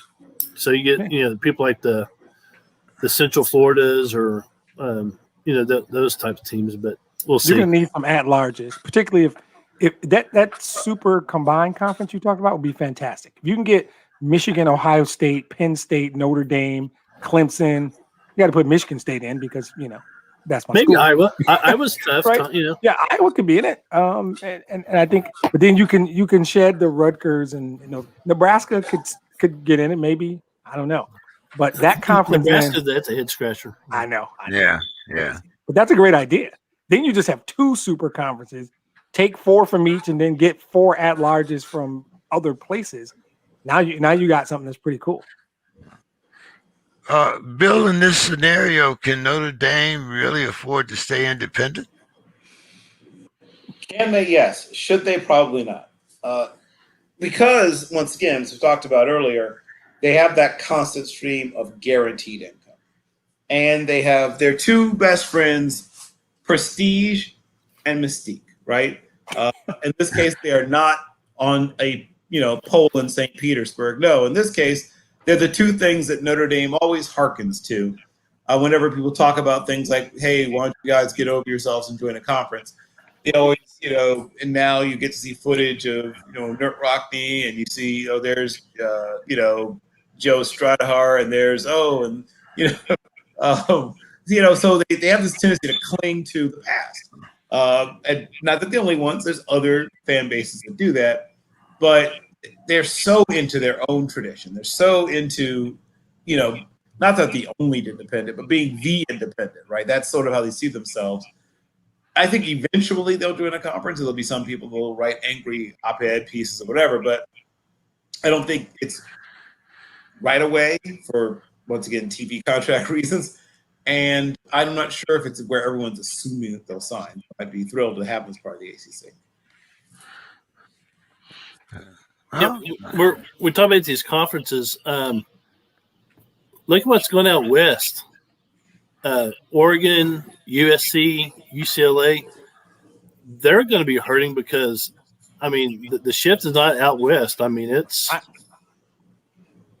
What if those guys decide to join the Big Ten? Right? What if they do? It's the problem Bill talked about with the travel. But if they don't, they're going to be left out in the cold. If the Big Ten and ACC get together and make a super conference, they're toast. You got 2 mass conferences and those giant schools, great revenue producers, great athletic programs, great institutions. They're out in the cold trying to get BYU and, I don't know, somebody else. BYU. I don't know if the Mormons in Utah at BYU are going to mix well with the hippies up in Oregon. Right. We'll see. We'll see how that goes. Cal, Berkeley. Yeah, Berkeley, yeah. Let those Mormons travel to Berkeley for that game. That should go over well. All due respect to the hippies and the Mormons. See, yeah, and as you know, Demetrius, we were talking about the Cal State Berkeley football team, right? And the basketball team, So who knows?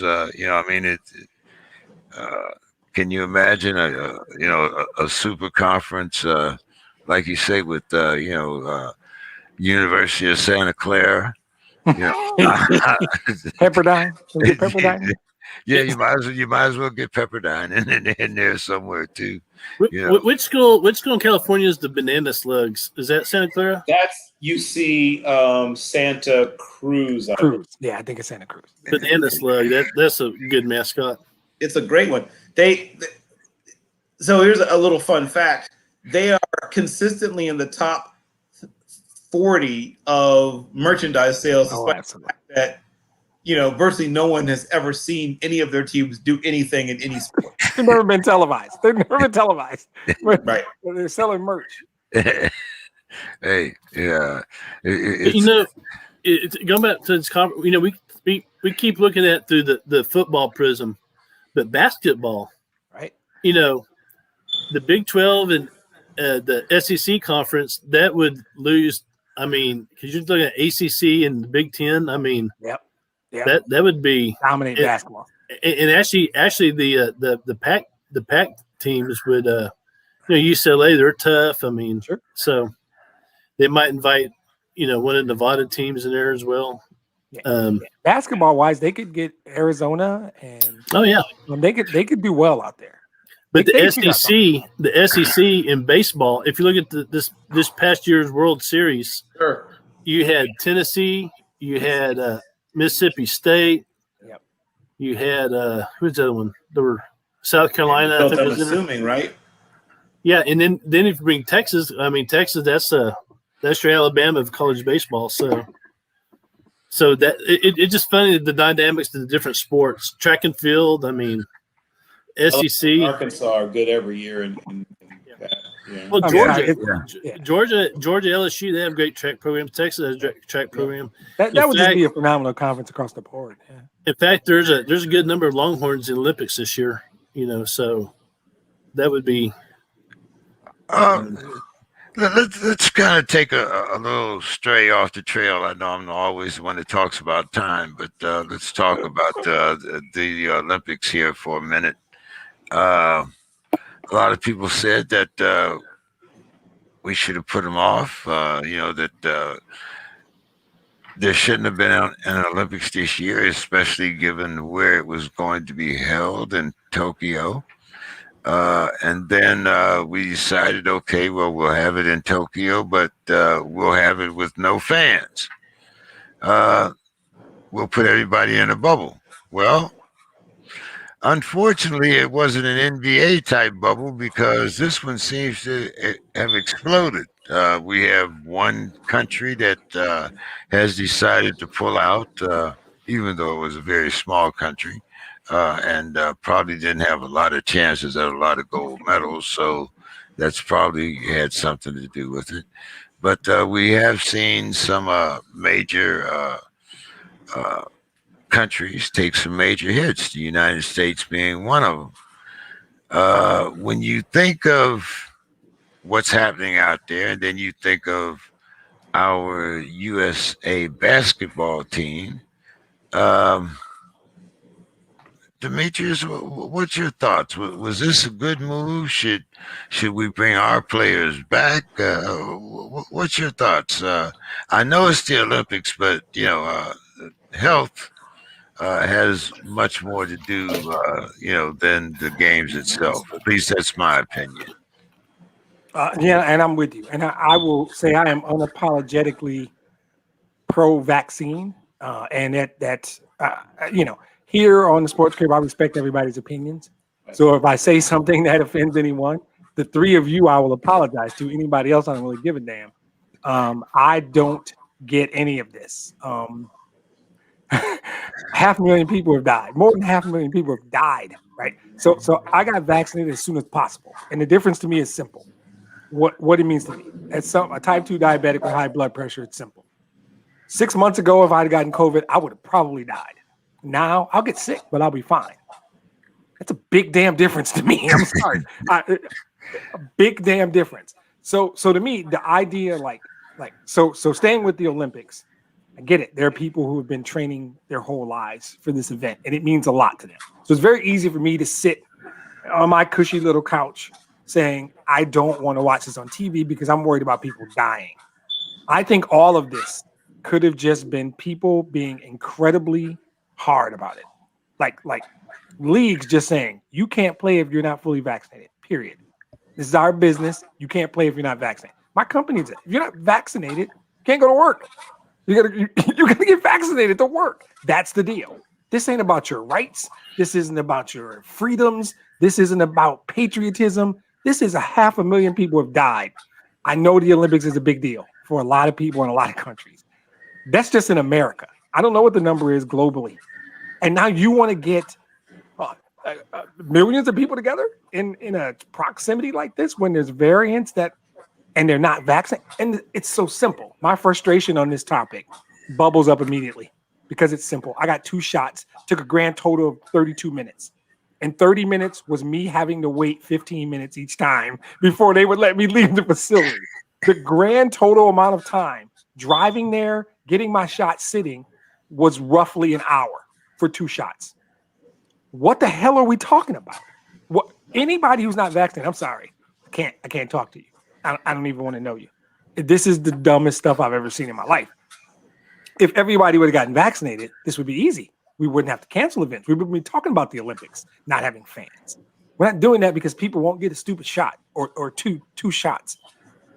If people are going to be stupid, then you got to treat them like they're stupid. So no fans can come. If we got to cancel the games, cancel the games. If I were an athlete, there's no chance I would go. If I were the parent of an athlete, there's no chance they would go. 0, because people are idiots. I mean, I don't.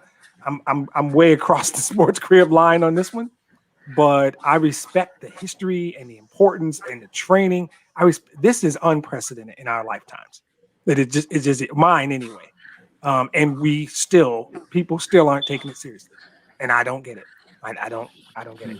So me, they shouldn't have had the games. If you got to cancel it for 4 years and then Tokyo can get another one down the line, that's the responsible move. They should have decided a year ago. Just shut it down, Tokyo. You'll get a game in 10 years. And guess what? Keep all your Tokyo 2020 shit and use it in 2036 or 2038. It'll be cool. It'll be nostalgic. You don't have to rebuild stuff. Do it. Keep all your gear. You don't have to remake posters, none of that crap. We'll do all this in 12 years, or we'll bump somebody else back and you can still get yours. We're putting people's lives at danger for athletic competitions. I like sports as much as anybody. I don't know another person, maybe the 3 of you, that many people who love sports as a whole as much as I do. Amateur sports, if you want to call wrestling a sport, yep, love it. All of it. I watch hot dog eating contests. I watch curling because I grew up near Canada. I love athletic competition. This doesn't make sense to me. I think I put Bill to sleep. We might have, but we'll see. I'm bored. You know what I think is crazy, Demetrius, is whenever they have the Olympics, the condom companies just put thousands of condoms at the Olympic Village for protection. Yes. Because apparently the Olympic Village is a big orgy. Yep. But I mean, if you're going to wrap your rascal, you can at least get a vaccine, right? I mean, shot. It's a shot. What are we doing? I mean, get your shot, go compete, and have sex. I mean, it's easy. 3-step process. Yep. Grab your condoms after you run your trial and go do what you got to do. I don't know whether it was the condoms or what that woke Bill up, but right. The condoms, all of a sudden Bill popped back to life. I mean, you know, they'll sit there and protect themselves sexually, right? But not against a virus that's killed people. I mean, come on. Wear a mask and get 2 shots. Yeah. I still don't understand it. It makes no sense to me. Bill, your thoughts on these Olympics being held in Tokyo? Should we have just called them off? What's your thoughts on this? Well, I mean, the best thing they could have done, and perhaps should have done. I mean, I'm glad they're going to attempt to have. I think they should have aimed for 2 years as opposed to 1 year, but we're here now. I think that it should have been essentially a closed event, close to a closed event. And you can set up remote cameras. You could, you can, as we've seen lots of people do, you can have commentators comment on the video, but they don't have to be in Tokyo to do it. It should have been kept literally as small as humanly possible. So that means, for athletes that are single and, like aren't married, don't have children, whatever, you come over and you bring yourself. If you are a person who is a family person, you have husband or a wife and a child, I would allow you to bring them. But once again, they've got to be quarantined, tested, preferably vaccinated. And Get the shots. Yeah. yeah, yes. I mean, that would be what would be ideal, and then obviously that would go for the limited number of coaches and support staff. But I know we think of it as a worldwide spectacle and blah, blah, blah. That's cool and everything. But if we're just trying to see the best of the best athletes on planet Earth do their thing, there's ways to do that safely-ish. I mean, it wouldn't be perfect. I mean, there's going to be problems anytime you have that number of human beings from literally all over the planet, going from wherever they are to one place at one time. But like I said, I would have originally announced that they were doing it in 2 years as opposed to doing it in one. I think Bill might should refer to some of Kevin Hart's almost commercials. Right, You know, right. It was almost safe, Well, that's Tracy Morgan. Yeah, Tracy Morgan. Is it Tracy Morgan? Yeah, Okay, yeah. So but it's we can give him a ride to the airport, no problem.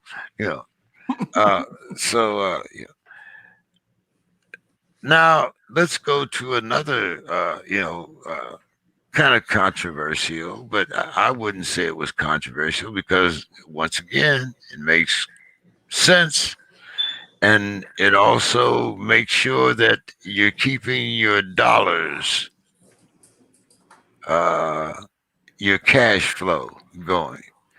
So if you decide that you have a bunch of players on your team that are unvaccinated and you have an outbreak in your team, the NFL says, number one, you must make up that money. If your team has unvaccinated players and there's an outbreak and the game has to be canceled, you take an L. I kind of talked about this before when I was saying, and Demetrius, I didn't know that you were making that type of superstar money, but I mean, it would seem to me that if a company such as yours could demand that its employees get vaccinated, then surely companies whose players make at least 6 figures a year, even if you're a rookie, then surely they also have the right to say that if you want to play for us, you must do this. Whether it's a vaccination or whatever terms that they put in your contract. Don, what do you think about the NFL not saying that you have to be vaccinated, but saying that if you're not vaccinated, there's one hell of a penalty to pay? Well, and as a private enterprise, as they say, I mean, their company, their rules. Yep. You don't have a right to play. It's a privilege to play in the NFL. It's not a right. A lot of times we get these rights that are actually privileges, and privileges are actually rights mixed up. If you don't want a vaccination, you don't have to. They're not telling you to get one. Go find another job. I mean, that's basically what they're saying, and I agree with that. I mean, it's your company, your rules. They got together, decided that, and there you have it. Kind of cut and dry to me. Demetrius, go ahead. Yeah, so I couldn't agree more. I think you said they have a right to do it. I'd go further. They have a moral imperative to do it. I think that I love this. The NFL doesn't mess up too many things. I love this league so much because I often tell people the NFL rules the world. They don't get many things wrong. And I'm not saying it's necessarily Mr. Goodell, but I think he's a super smart dude who has a lot to do with it. This league understands what they do. They understand where their bread is buttered. They understand their audience. They dominate the calendar. They ruled the week in March when the NCAA was kicking off their tournament for free agency, and they were to talk. The NFL rules the sports world. Nobody does it like them. Their business model is flawless. Every owner in that league makes a ton of money, even the bad ones. I think guys like Cole Beasley can kick rocks. I don't even care. I don't know Cole Beasley. I don't even care. That's just, we're after dark, so I don't care. I can't stand stupid ass people. I can't. You know, there are people out there dying, and I read a story about this doctor, and she said there are people who get sick with COVID, and when they're about to die, they say, "Can I get a vaccine?" And she's got to look them in the eye and say, "It's too late. It's too late."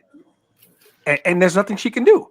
And then their families are there and they're crying and they're saying, "We thought it was a hoax. We thought it was political." And now they got to go bury their loved ones because they bought a bunch of okey doke bullshit that people are out there. This isn't about your rights. This isn't about your limiting your liberties. This is about 500,000 people have died. This disease doesn't care. It doesn't care what race you are. It doesn't care how you vote. It doesn't care where you live or how old you are. And if you're still one of those people walking around thinking this is a joke, you don't get it. And I know people, and I'm related to people who have died from this thing. And until people wake the hell up and get this, and you got idiots like Cole Beasley out. Cole Beasley's teammates need to go to his house and go, "Bro, look, if you are in the weight room, we can't go in." They limit how many people can be in the weight room because your unvaccinated ass is in there. So now we can't go work out. You can't come to team meetings in person because your unvaccinated ass has to be on the screen now. You're going to cause us to lose football games. We work too damn hard. This is our livelihood. And you got dumbasses like Cole Beasley talking nonsense about how strong and tough he is. And okay. I don't wish death on anybody. I don't even wish a 2-week flu bug on anybody. This is dumb, guys. This is dumb. This is easy. My company not only demanded it, they got us appointments for free. All I had to do was go in and sign up, and they paid for it. And it was right there on campus. It was the easiest thing I've ever done in my life. And it probably saved my life because dumbasses like Cole Beasley are walking around coughing and sneezing and shit and getting other people sick because he doesn't care. Right? He can't wear a mask because what? What, Cole Beasley? Why can't you wear a mask? Why can't you get a shot in your damn arm? I don't get it. I think the NFL shouldn't even allow him to play. This would be easy. The NFL could break through everything and say, no vaccination, you don't get to see the field. Period. And the first time some player causes an outbreak on his team and they start losing games, the shit's going to get serious. That's when it's going to get serious. And it's going to be some idiot like Cole Beasley doing God only knows what, because I swear to you, I do not know why anyone wouldn't want to get this, right? I don't know how it's going to affect me long-term as a type 2 diabetic with high blood pressure. I don't know. You know what I know? I know if I catch it now, I'm not going to die. That's all I needed to know. My son's not going to bury me. That's what I know. If I get sick for 2 weeks and recover, fine. I'm pretty sure I can handle that, right? So this whole thing pisses me off. These millionaires who get to play a game, and it's not like, because most people are doing it. So it's not even athletes. It's anybody who is dying or letting people around them die or giving out false information or telling people dumb shit that's causing them not to get shots. You're killing other people. You are killing other people. Giving them the virus or giving them bad information, you're killing people. You're murderers, and you don't get it. And I really hope that it doesn't take a player getting sick and dying or a player getting sick and causing a breakout on his team and causing his team to forfeit a game. I don't know that there's any Detroit Lions right now. I think I saw something that most of them were vaccinated. I hope so. I hope it's not my team. But there's going to be some dumbass out there that does this. And their team's going to have to forfeit a game because they're not going to be able to practice or some nonsense. And they're going to talk about being a patriot and their liberties and a whole bunch of other BS. I like what the league is doing. I don't think it's enough. I think right now they're starting to try and hit people's pockets, and hitting people's pockets in that league, in most leagues, usually changes people's minds. So I hope it does this time because it's so nonsense, and I don't get it. Bill, how does Cole Beasley look to the rest of the team when the other 51 players are losing Sunday paychecks? Well, I think we lost Bill again. I'll speak for Bill until he wakes up. So,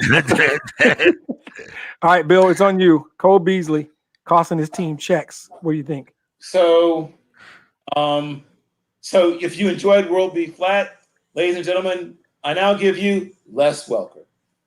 We have this player who is your classic little scrappy overachiever, the kind of guy that you normally would root for. And he's managed to somehow make it so he's going to be remembered very differently.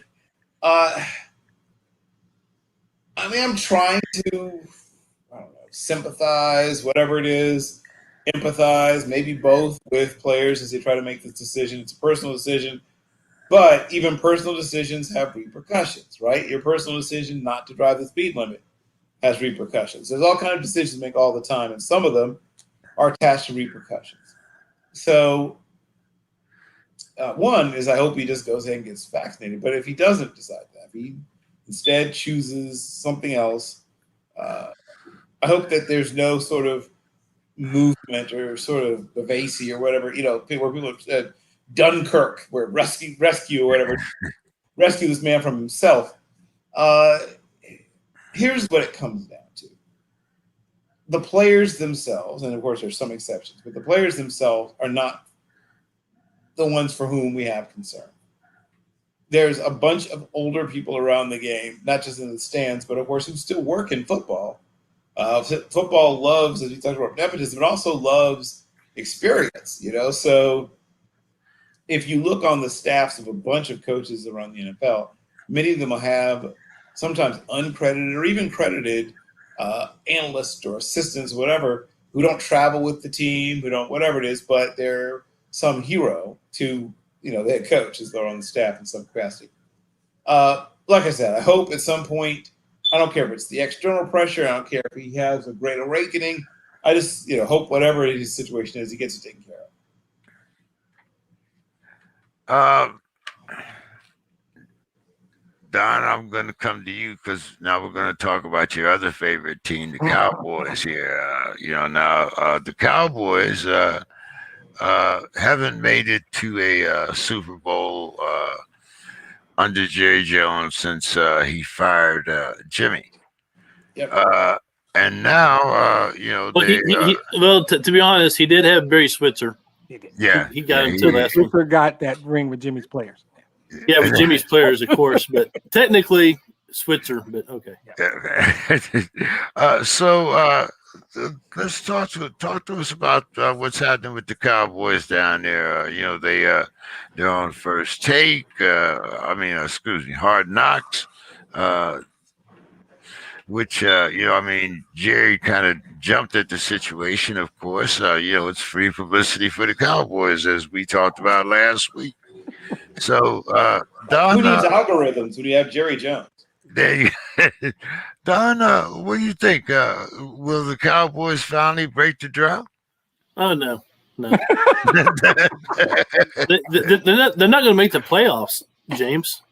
You got to make before you get to the Super Bowl. You got to make the playoffs, and I don't think they're going to make the playoffs. I would like to see him there, but the thing about Jerry Jones. This is the second time they've been on Hard Knocks. I think they're the first NFL team to repeat on Hard Knocks. Yeah. Bill might know because Bill knows all those facts, but no publicity is bad publicity as far as Jerry Jones. I mean, there you go. If one of his players gang raped a girl or something, hey, Cowboys, we're in the news. All right. I mean, we have definitely went to After Dark. But that's Jerry Jones. I mean, his statement was about Jerry Jones. Nobody's gang raping anybody. He's shameless. I mean, he is. He's shameless. I don't know if you saw the press conference where he was. He broke down in tears. I mean, yes. What the hell? This dude's 78 years old, and he's still crying about I wasn't good at Jimmy. I'm like, oh my God, don't bring that up again. But the Cowboys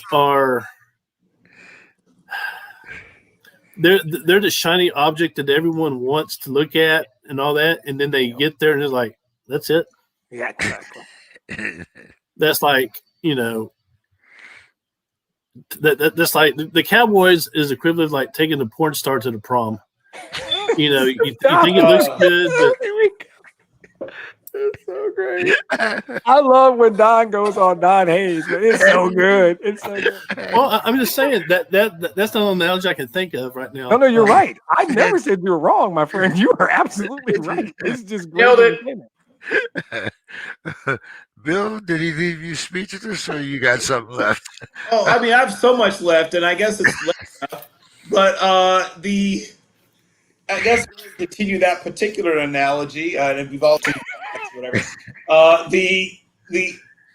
The great thing about the Cowboys, and I guess that makes what Steven Jr. a fluffer. The great thing about the Cowboys is that because you, as you said, you have this spectacle. They've stopped being a team, right? They've become a spectacle, a traveling show of some sort, a merry band of minstrels or whatever. And so you have all these things that sometimes are football related, sometimes not, but all these things that sort of that come with the Cowboys. And Jerry turns these things into selling points, right? Say what you want about him, and we've said what we want about him, but he was the first person to look at the franchise and say, oh, we're not in the football business, we're in the entertainment business, right? I mean, no one else figured it out before Jerry did. Jerry was the one that said, no, we're entertainers. This is the entertainment business. And he called Pepsi-Cola or whoever it was and said, hey, right? One of the first things he did, right? He started making changes immediately. He realized that this thing, we shouldn't just be making money from TV and people walking through the turnstiles. Everything here can make us money. There's nothing here that isn't for sale. And once he realized that, he changed everything. He, like it or not, and there's lots of ways you can go about this, but he's one of the most influential, and he's in the top 5 of most influential sports right now, and a top 5 most influential owner in the sport of football post World War II. He's changed the game, literally. And now he's desperate, for lack of a better putting it, right? He knows, especially the way he lives, he probably doesn't have that, there's not a lot more time left for him to hoist another Lombardi. And, I mean, that's what he really wants, but if he can't get that, he'll take everyone talking about the Cowboys all the time for some reason, right? That'll be his consolation prize if he can't get another trophy. Any reason, yeah. For any reason. For absolutely any reason. I mean, I'm always conflicted when we talk about the Cowboys because it's, once again, daggers in my heart constantly from Roger Staubach growing up. Now, this is a very different franchise now. That franchise was a very quietly, coldly, somebody was calling them the IBM of football, and I was like, yes. Yeah. But now both IBM and Dallas have fallen off to the point that, you talk to a 20-year-old about IBM, they barely know what you're talking about. Now, they know about the Cowboys because, once again, Jerry won't let you not know who the Cowboys are. But the status that was associated with saying that the IBM of something has changed so much that, like I said, it neither applies to either of them. Like, IBM no longer is the IBM of anything either. Yeah, it's kind of like being the Studebaker. But wow, I went way back for that one. Go ahead, Demetrius. So my thing about the Cowboys is the only thing I have is that I like Don Hayes. That's the only thing that's stopping me from going full on ham right now. But the reality is this: they haven't been great since the 90s when they were the beneficiaries of the most lopsided trade in the history of the league. And they had one of the greatest coaches of all time. He executed that trade, and then he drafted so well with the assets from that trade and built a literal dynasty. They haven't really been good since then. They've kind of dabbled around 500 since Jimmy and and to go a little Bill Carroll on you guys. In the 70s, they had the original triplets, by the way. Roger Staubach, Tony Dorsett, and Drew Pearson. were great. And they had a guy named Tony Hill and another guy who I'm forgetting, and Bill will probably dig up their other receiver for me. I don't know. Well, Tony Hill made the greatest catch in Super Bowl history that wouldn't be a catch now because of the process, and he dropped the ball. Bill Hill. I think Renfro got his start ended up in Houston. Exactly. Golden Richards. That's what I was trying to think of. Yeah. So those are some great Dallas teams. Great Dallas teams before Jerry became involved. The IBM teams were great. Jerry's about Jerry. He's always been about Jerry. And if they don't make that, they don't Duke Minnesota and Herschel Walker deal. I don't even know. This is my analogy, and I'm going to sound a little snooty, and I apologize because I'm not really that guy. But I was blessed enough to get an opportunity to go to Paris. And there's a museum over there called the Louvre. You've heard of it probably. In that museum, there's this painting that people talk about all the time. Like it's so great. Like the greatest painting of all time. It's called the Mona Lisa. It ain't that great, guys. big disappointment to get all the way to Paris and look at it. Right? I created a word that I had never heard. Somebody's probably said it, so I'm not taking full credit. I was underwhelmed. I couldn't get within 6 feet of it because they had a rope. It's not that big. And there's literally 50 other things in that museum that are way better. That are so much better. But people talk about the Mona Lisa like it is the greatest thing in the history of art. And it really wasn't that big a deal to me. And I was like, it's just because it's the Mona Lisa. That's what they talk about. Everybody around felt the same way. They were like, one lady said, is that the real one? Where's the real one? like they had a replica. She was like, where's the big one? And you turn and walk 10 feet, and there's a wall-high painting of Jesus and people, and it's breathtaking. And this thing gets all the pub. This thing gets all the. This thing is on Hard Knocks. Mona Lisa's on Hard Knocks. No, there's 50 things in that museum that are way better than Mona Lisa. The Cowboys are Mona Lisa. Everybody thinks they're the greatest. They're the Cowboys as the star. And if it wasn't for Don Hayes, I would hate everything associated with that team. And they're for the last 15 years, they've been a 500 team, right? And I don't know what they're going to do this year. I think they're getting some offensive linemen back, and Dak will be okay. I don't know, but I think this is about Jerry going Jerry. The whole crying thing, I think, was staged. That was, hey, everybody, look at me. Look at me. I'm 80 years old, and Jimmy's that girl I broke up with years ago, and I still regret it to this day. The best girlfriend I ever had, and I've been trying to find one just like her ever since. And he's starting to feel his own mortality. And Bill was too nice to say he's going to die soon. That's all Bill was trying to say. But you're not supposed to say that kind of. It's after dark, though. It's after 10 o'clock in Chicago. Right. I forgot. It's after dark. Yes, right. I'm sorry. We're all going to go. I'm going to go. Literally trying to slip through the fingers of the Reaper. Yes, correct. Exactly. And he's seeing it. So they're great for the league. They're to his credit, whatever he paid for them, they're worth a hell of a lot more now. So he's doing some stuff right. But Jerry the GM sucked. Jerry the owner is probably great. Should be in the Hall of Fame. Jerry the GM sucks. Jerry the coach hirer really jacked up. He made some mistakes there. But Jerry the owner, we're still talking about him. We just spent 10 minutes on the SPORTSKRIB talking about him. So whatever he's doing is working.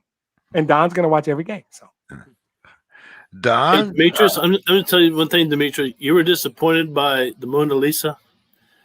So 2 years ago, I was in Rome at the Vatican City Sistine Chapel. So Michelangelo, his famous God touching the finger of Adam and the creation. Yeah. That thing is about the size of my cell phone. From looking up the floor, looking up. Yeah. You have to look, oh, there it is. And you're like, that's you it. got to think about it, though, because I was there in 2015. He painted that laying on a piece of wood on his back with no right. So I was way more impressed with the Sistine Chapel than I was with Mona Lisa. The Sistine Chapel itself is impressive, but the painting itself, I expect it to be this huge, massive, right? Yeah. And it's like tiny, that big. Tiny. Yeah, and they just shush you the whole time. You can't say anything when you're in there. Yeah. That has nothing to do with Jerry Jones dying, but I just Don, I got to start with you again because once again we're talking about one of your favorite players, Aaron Rodgers. Don, unlike the last guy, show me the money. Aaron Rodgers said, "I don't care about the money. Y'all take that money and shove it." Your Aaron thoughts, Rodgers. huh? Aaron Rodgers wants to get out of Green Bay as fast as he can. That's all that is. I mean, he's like money's nothing. I'm sure Aaron Rodgers is a smart guy. I mean, he did go to Cal Berkeley. I'm sure he knows economics. He's probably invested, saved his money. He might be taking the next rocket trip with Bezos and that penis rocket of his. But he has money. He doesn't. Money's not important. He wants out of Green Bay. I mean, he wants to go somewhere where he might have a better chance of winning, and maybe the climate's not as bad. Maybe go to a dome stadium, New Orleans. I mean, go to a place that they need to find a quarterback to play. No quarterback on the Saints roster to me is a NFL starter caliber type. Tyson Hill is a situational guy, and Jameis Winston. But I think Aaron Rodgers would be a good fit in New Orleans, and maybe that's where he's looking. Someone, I think, on this show is talking about maybe him going to Denver. So, I mean, he wants out of Green Bay. And if I'm in front office, I say, go, get out, go. If you don't want to be here, we don't want you here. Appreciate all you did in the past, but you got to look for your future. We're going to look for our future. So, and I think Green Bay is a team that they've shown that they can make good choices in draft and free agency. So it's time to cut strings. Let him go. Demetrius, I think this is proof that Aaron Rodgers doesn't have a fiance. But your thoughts? Oh no, he's got a fiance, and guess where she lives? She lives in Colorado. That's why I keep putting him in Denver. I think he has a girlfriend. I don't think. I don't think he has a fiance yet. No, see, I think you're jumping the gun. Once the ring is on it and she's the wife, that's when it changes. Oh, okay. The fiance is still much closer to a girlfriend than a wife. Okay. Who's he? I don't want to make this a tabloid, but who the hell is he dating now? Her name is Shailene Woodley. Probably best known for the Divergent series. Is that what it's called? Divergent series. Series of movies. Pretty good. She's actually a pretty good actress. I actually like that series. But was he dating Danica Patrick at one time? Yeah, that was a few years ago. But yes. Yeah. And that's been over more that. than a year. Yes. Yeah. He started dating her I think they broke up pre-COVID, so that's been over for a little bit. Yeah. I think that this is not that complicated. Everything he's done screams, I no longer want to play for you. We've talked about this multiple times. My analogy has always been the same. He wanted a new car, and he thought we were one game away. We could use help at linebacker. We could use help at receiver. We could use all these different positions, and they drafted a quarterback. So they went and found a mistress, and they set her up in the guest room. And they said, we spent the money for your car on a new wardrobe for my mistress. Now he walking by every day, seeing the mistress in the room wearing his clothes and wearing his jewelry.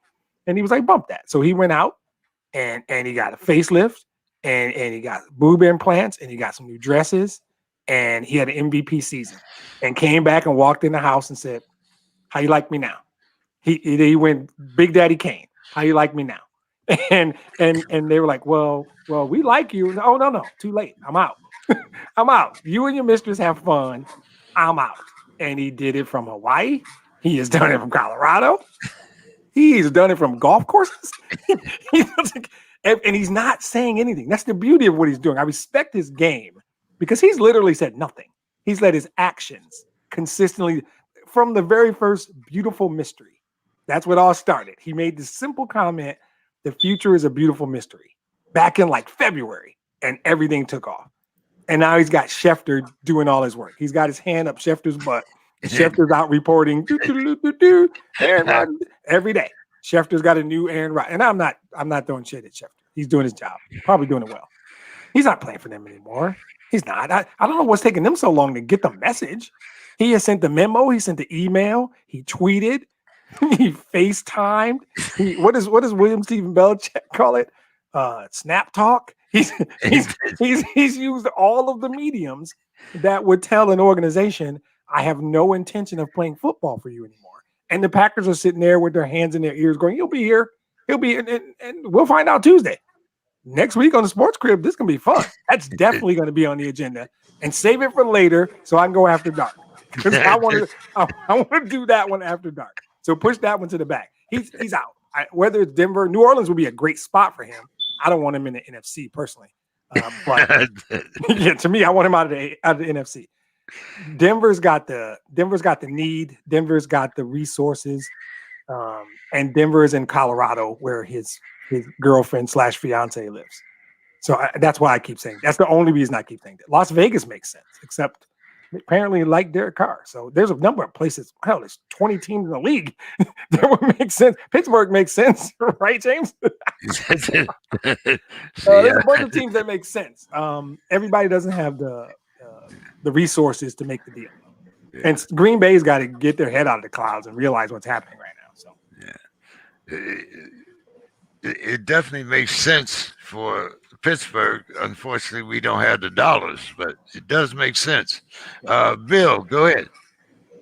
Well, I hate to rain on everyone's parade, but when it's all over, at some point he's going to show up in camp, and they're going to go like 14-3, 13-4. They're going to be amazing, and then he's going to ride off into whatever, right? But to another team. But he's going to play this year. I mean, once again, I have to go back to how contracts are written. Everybody looked at how his contract's written, everybody? So in addition to the money he doesn't get paid if he doesn't play, he has to give back $9 million. I mean, I know he's doing all right financially. All right. Come on. I'm sorry, Bill. I got to call you on your own word. Your favorite word. It starts with a P. You have talked about great players. You know who we're talking about. He is. Oh, he's the king of petty. Oh yes. He's damn about $9 million. She made that on her last movie. Right. That's true. I'm not saying he won't sit out the year, but I think he will show up. And he's going to show up looking at people like, what are you talking about? I never said I wasn't going to play. Like, Steve, that's a great thing he's going to do. He's going to act like people make a big deal about nothing. Mark my words. He's going to show up Tuesday. What's up, y'all? Right. Like nothing happened. Yeah, nothing to see here. Right. That's the part I love. He's going to act like we're the crazy ones. That's the best part of it. What are you people talking about? I'm here to win football games. Next question. Bill, Eric Dickerson has said that the Rams should bring Gurley back since Cam Akers has been injured. Your thoughts? There's nothing better to when you have a problem due to someone being hurt is to bring in a guy who is essentially at this point made of porcelain.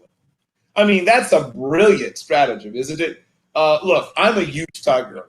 Huge. You can find tweets about, from years ago, 2014, 15, where I'm just raving about Todd Gurley. Love Todd Gurley. Howsoever, when new information comes forward, I form new conclusions. He has arthritis, people. Arthritis is nobody's friend. No, it's not a fight you can win. You don't beat arthritis, right? There's no, that's not how it works.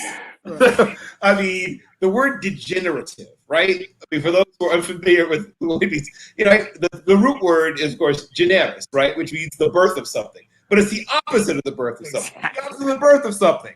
I mean, I'm just saying, right? So he's a part-time player, first of all. Whoever gets Todd Gurley is getting a part-time player, a guy who's going to give you a handful of carries. It's not. I mean, it's crazy. It sounds you'd be better off getting Adrian Peterson. Though much older, he's made of something different. I mean, he's just different. He's not like other running backs. The man is adamantio. I don't understand how he works or why. But sadly, Todd Gurley is not made from that same stuff. And I wish he was. I'm a huge fan of his. But there's a reason he's still a street free agent. I mean, is Lev Bell a solution? Not really either. But there's a lot more tread left on that particular tire, right? I mean, Lev Bell has issues and problems, but health really isn't one of them. He's been pretty healthy. I mean, frankly, you should go after a young running back. I mean, you must know. And there's young ones to be had, people.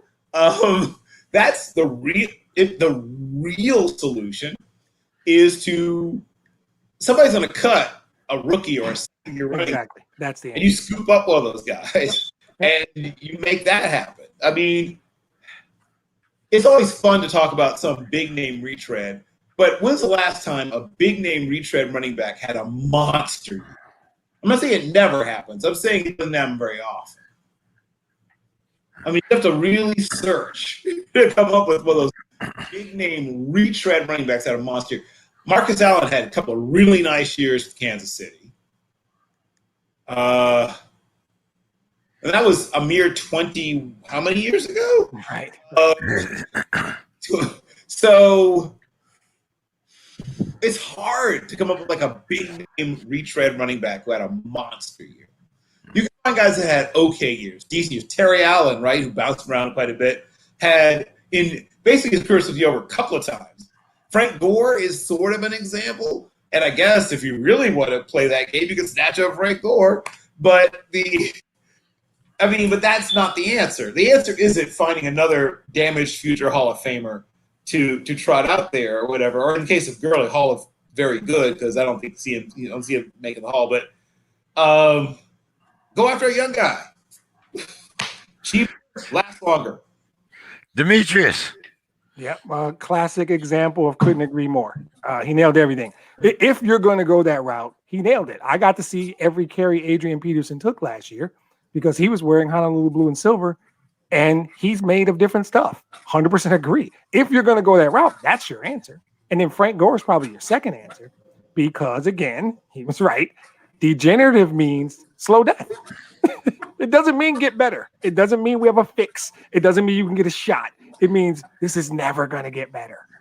And arthritis in your knees, for NFL running back, none of that makes sense. The Lions had him in and didn't want to sign him as RB3. As RB3. What are we talking about? The answer is you wait and you hit somebody's practice squad. That's exactly what Bill's talking about. Somebody's going to try and sneak and hide some undrafted free agent that played at a small school, or maybe he's only 5'9", or maybe he's coming back from ACL or whatever. Somebody's going to try and hide that kid on their practice squad, and you go steal that kid. That's how you do it. Right. As the front office. Because that guy had 0 carries under his belt, or at least just a few as college carries. That's what a good GM does here. Because your back is now Darrell Henderson. We're not talking about lead back. Darrell Henderson now becomes your lead back. You're talking about a backup. So then you think about how many carries is your backup going to get? What do you need him to do? And then somebody on that staff, it's his job he's probably the director of pro personnel or some nonsense like that.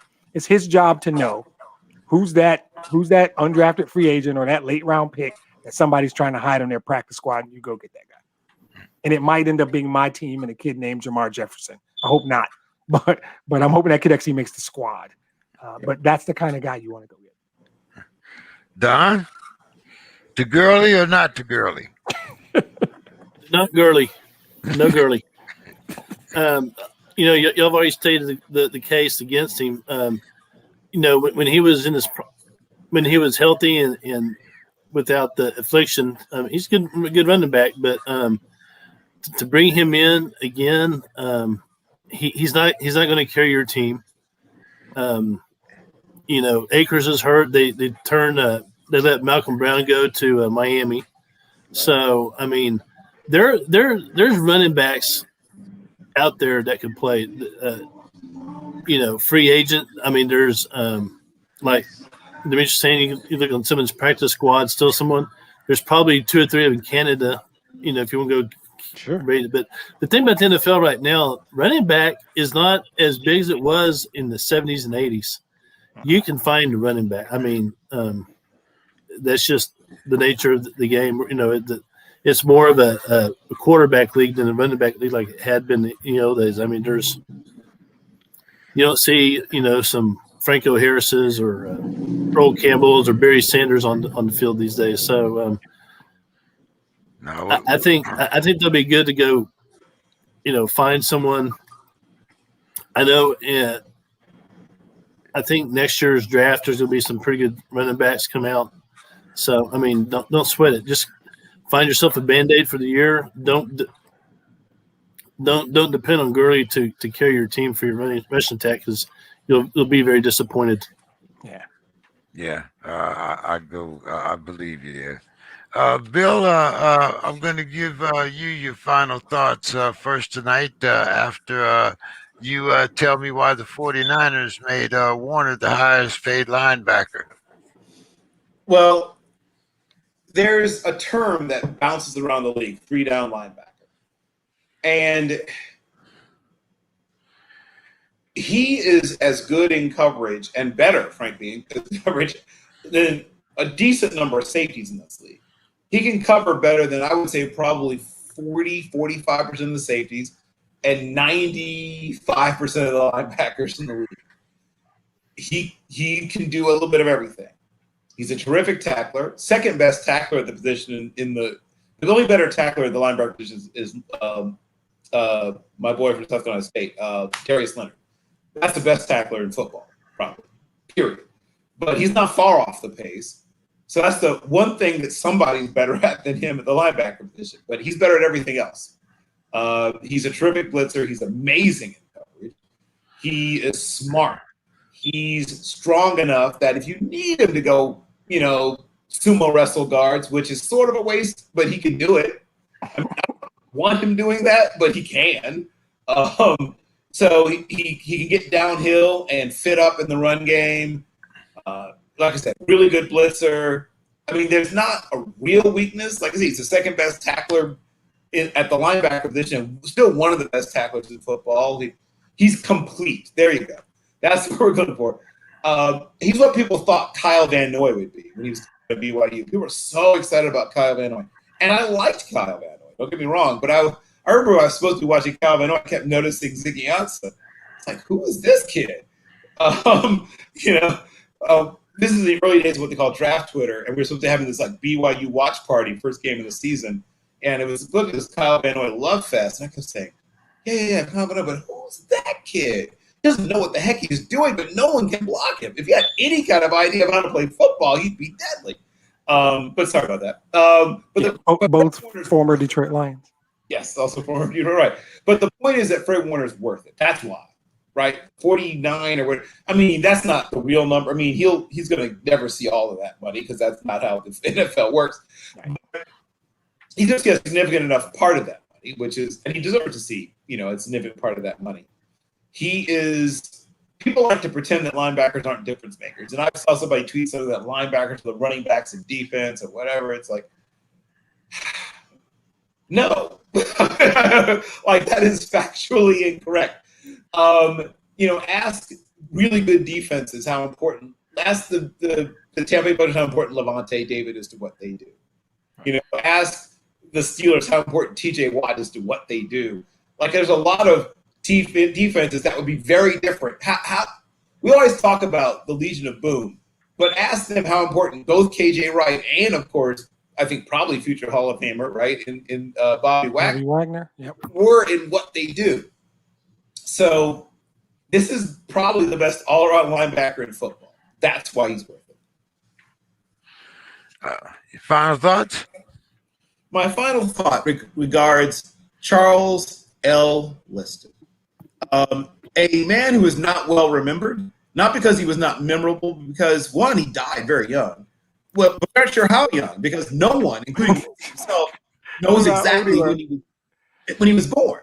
It's an utter mystery. In fact, there's a not funny line, but there's a book. Nick Tosh wrote a book called The Devil and Sonny Liston, and he has this cool line. So I'm going to quote the line directly because I can't top it. He said, ultimately, the true cause of Sonny Liston's death was the mystery in him. He rode a fast, dark train from nowhere, and it dumped him from that falling off place at the end of the line. Wow. Sonny Liston did indeed live fast and die young. Once again, no one knows exactly how young, but he was 6'1.5", 219 pounds of pure punching power. In an era of power punchers, he was the most powerful.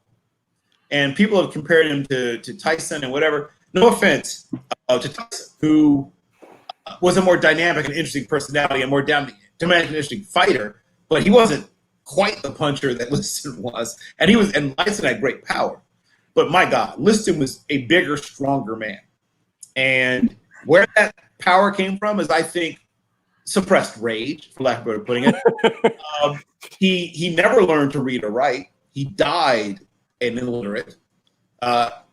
Born in Forest City, Arkansas. Shout out to Forest City, my Dana Watson, the woman who agreed to marry me many years ago. Her family is from Mariana, which is literally the next town over. Also, the birthplace of Al Green. But he literally runs away. His mother runs away from his father, her husband. He's one of 25 children born to that man, 10 children born to that man and that woman. In what could No wonder she ran. Well, right. Which what could best be described as what people normally would think of as third world poverty, right? Poverty that people don't think happens in America was what he grew up in. The kind of poverty where you don't have shoes parts of the year when you're struggling, right? Because you had a pair of shoes, you outgrew them, and they can't afford to get you a new pair of shoes. You know, the classic eating a wish sandwich kind of poverty. And eventually, she, like I said, she takes off, goes to St. Louis. He runs away and follows after her because his father, hiring him out to semi-slavery, basically, to work other people's farmland was not his idea of a good time. So runs away to St. Louis, falls in with the classic bad crowd. By the time he's in his teens, he's been arrested several times. People think he's a grown man because he's close to his full height and weight by the time he's in his mid-teens. His school is long in the rearview mirror already. Armed robbery of 2 gas stations at a diner. By the time he's maybe 15, once again, no one really knows. Then right after that, 2 counts of first-degree robbery, 2 counts of grand larceny, done 5 years or parts of 5 years in Missouri State Penitentiary in Jefferson City, gets introduced to boxing. And it changes everything for him. First pro fight lasts 33 seconds. But he's not done getting in trouble with the law. As soon as he gets back home, the police basically harass him on sight. So I want to sort of make it clear that he's not just he was a bad dude, but he's not just a bad dude. He's a bad dude who's a marked man. He's got a reputation of being a tough guy. You know it is. Everybody wants to measure themselves against the tough guy, which doesn't usually work out for them. There was a cop that decided to hassle him. So he and a friend are hanging outside of the home where he's staying at the time with an older girlfriend. And there's a cab out front. And, the cab's just a cab driver who decided to get lunch or get dinner or whatever it is. But he's accused of having taken it for a joyride. It's like, no, that's somebody else's cab. He's just getting lunch or dinner, whatever it is. But the police officer knows who Liston is. Liston is very well known. And, words are exchanged. And he beats the cop up, breaks his kneecap, takes his gun from him, slaps him around with his own gun. And he gets 9 months for that. Then when he gets out, almost literally maybe a week or so after he gets out, he throws a cop headfirst into a garbage, what do you call it? Like a dumpster kind of thing. And at that point, it's made clear to Sonny that he needs to leave town. Goes to my city of birth, Philadelphia, and there puts together a string of brutal but very, very effective victories. He is destroying people. And eventually becomes the number 1 contender in line to fight the champion, who is a beloved figure, Floyd Patterson. The NAACP begs Floyd not to fight him, but Floyd, a man of honor, says, I have to fight the number 1 contender. It is not pretty, ladies and gentlemen. Floyd is a tremendous fighter, but basically just an overweight middleweight. Too small. He's too small. Right. And it is very much in evidence that he is an overweight middleweight. I think he comes into the fight 188 pounds. And he probably should have been about 182. Like he probably should have tried. His best bet was probably to slim run, right? Staying and banging with Sonny Liston was never the good idea. So Philadelphia never fully embraces him, though. partially due to his personality. I mean, Sonny is not fun to be around. He is a sort of glowering, quiet figure who doesn't like doing press. I mean, it is literally a study in contrast later when the Louisville Lip comes along. He goes into that fight a 7-1 favorite against this lippy young fighter, and Liston doesn't even really bother to train for it. He, does a little bit of half-hearted training, starting just a couple weeks before the fight, and famously doesn't come out for round 7. And there's all kinds of, he is in bed with the mob, Sonny Carbone, and the other guy. I can't remember the other guy. It's big name Philadelphia mobster who sort of run him. So there's lots of, word that these guys had bet, Clay, he's still Clay at this point, heavily, and they had him throw the fight. Once again, I can't find anything to confirm that, but there's loads of stuff about that. And then of course, in Lewiston, Maine, May 25th, 1965, there's a second fight, which is even somehow even more controversial. Of, the quote-unquote phantom punch. I mean, I've seen lots of tape of it. Anchor punch. Obviously, you can't really be sure, but to me it looks like he gets hit with a short chopping overhand right. Yep. We'll never know, right? It's like the Zapruder film. Well, I guess it's not even as good as the Zapruder film because you can actually see the Zapruder film pretty well. But it's almost like the Zapruder film. People literally break it down frame by frame, I guess is what it has in common with that. And so there's once again lots and lots and lots of things. He throws the fight because of quote unquote the black Muslims were going to get him if he didn't. He throws the fight once again because the mob tells him to. All these things about whatever. My final thing is that though he had a 14 fight winning streak after losing his title, he goes to Sweden for a while and supposedly gets introduced to heroin. I don't know if that's where he got introduced, but that's what some people say is what happened while he was in Sweden. But he goes to Sweden, chills out, maybe does heroin, comes back to the U.S. and actually is very good. He wins 14 straight fights, but then loses to, of all people, and no offense to Leotis Martin, but loses to Leotis Martin. At that point, it's established that he's no longer a top contender, and then he's dead. Fairly soon after that, his wife, Geraldine, finds him January 5th, 1971. Supposedly, he's been dead for a while. She had been off visiting family, and his official cause of death is heart failure and lung congestion, but there were needle marks, whatever. Lots of stuff always swirled around Sonny. So Charles L. Sonny Liston is not a beloved figure by almost anyone, unfortunately. But his impact on boxing is tremendously underrated. He is one of the great heavyweight champions. And if not for this lightning quick, shockingly powerful young fighter that he runs into, he would have had a very long run at the top. There wasn't anybody else out there that was really a threat to him. No. I don't think people understand how devastating a fighter he was. So even though he's not, like I said, he's far from a beloved figure, and he's a figure that I think many people have almost forgotten to some extent, Charles L. Sonny Liston should be remembered. Don, your final thoughts on who we talking about? I forget it. Bill, you made me forget who Fred Warner. Fred Warner. Fred Warner, and your final thoughts, Don. Well, first, Fred Warner, highest paid linebacker. Yep. Is he worth it? Eventually, I think he will be because he has a skill set we rarely see in the linebacker.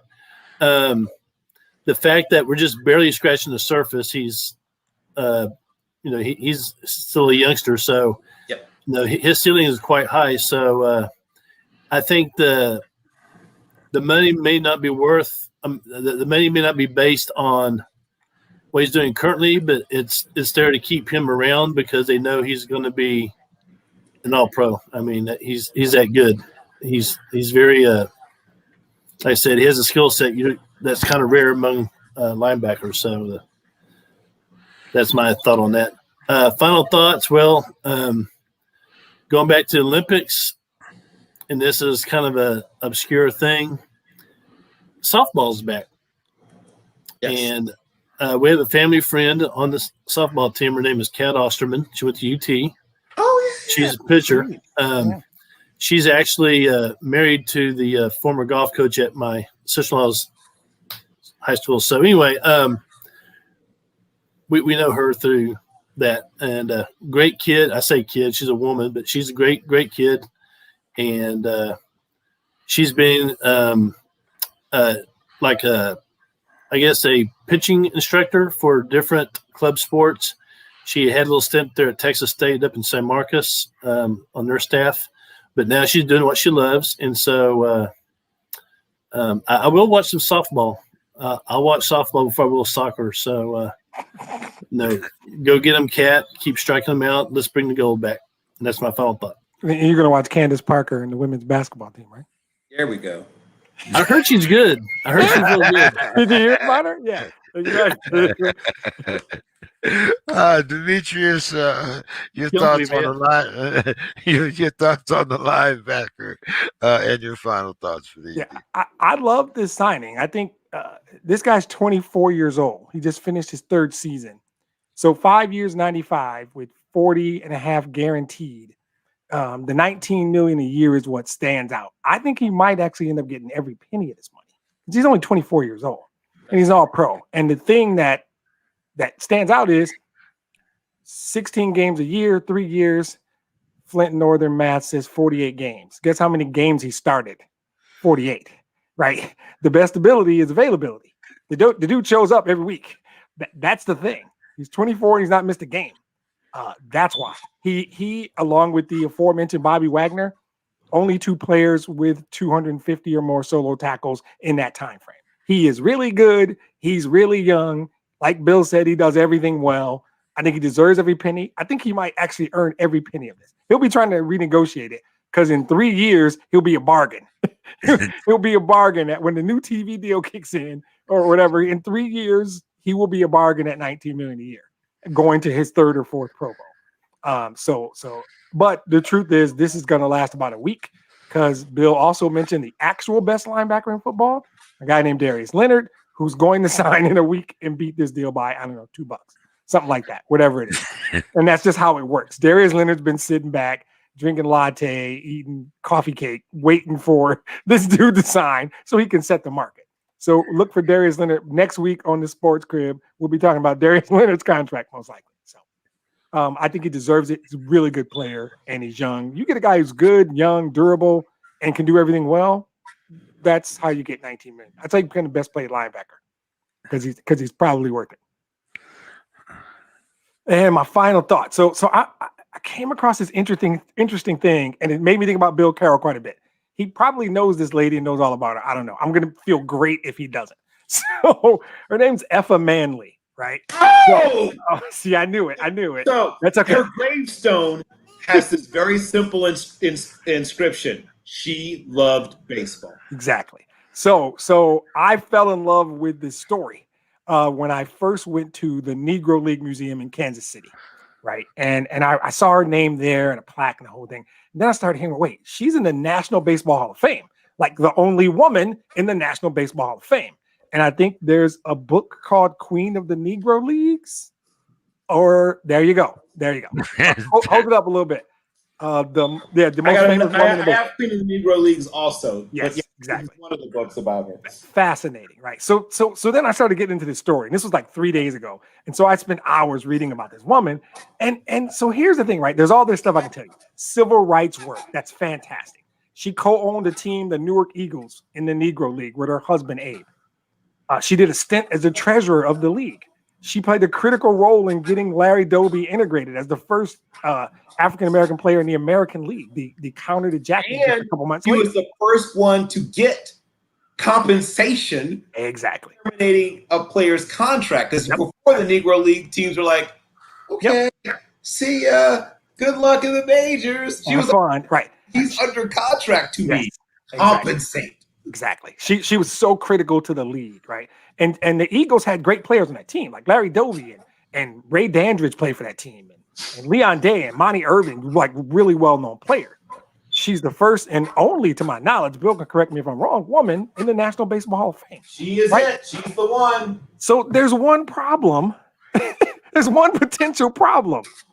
She might not have really been black. Oh, no, she definitely wasn't. Okay, or at least not genetically. Right. So it's a fascinating a lot of story. Effa Manley research. Her mother was Indonesian. Right. And her father was Sulfur X. This is where the fun begins. Exactly. The guy her mom had an affair with, we think is a white guy, her biological. But she's got brothers and sisters because her mom remarries a black guy. So she's got 6, 7 brothers and sisters, all legitimate mixed race.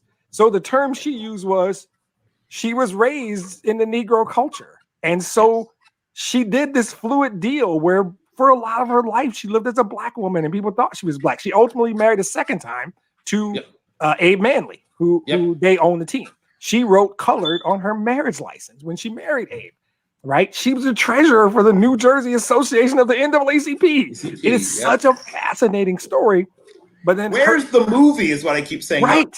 I know Penny Marshall at one point had optioned Queen of the Negro Leagues, but nothing came of it. Yeah. And it turns out her mom might have actually been half black anyway.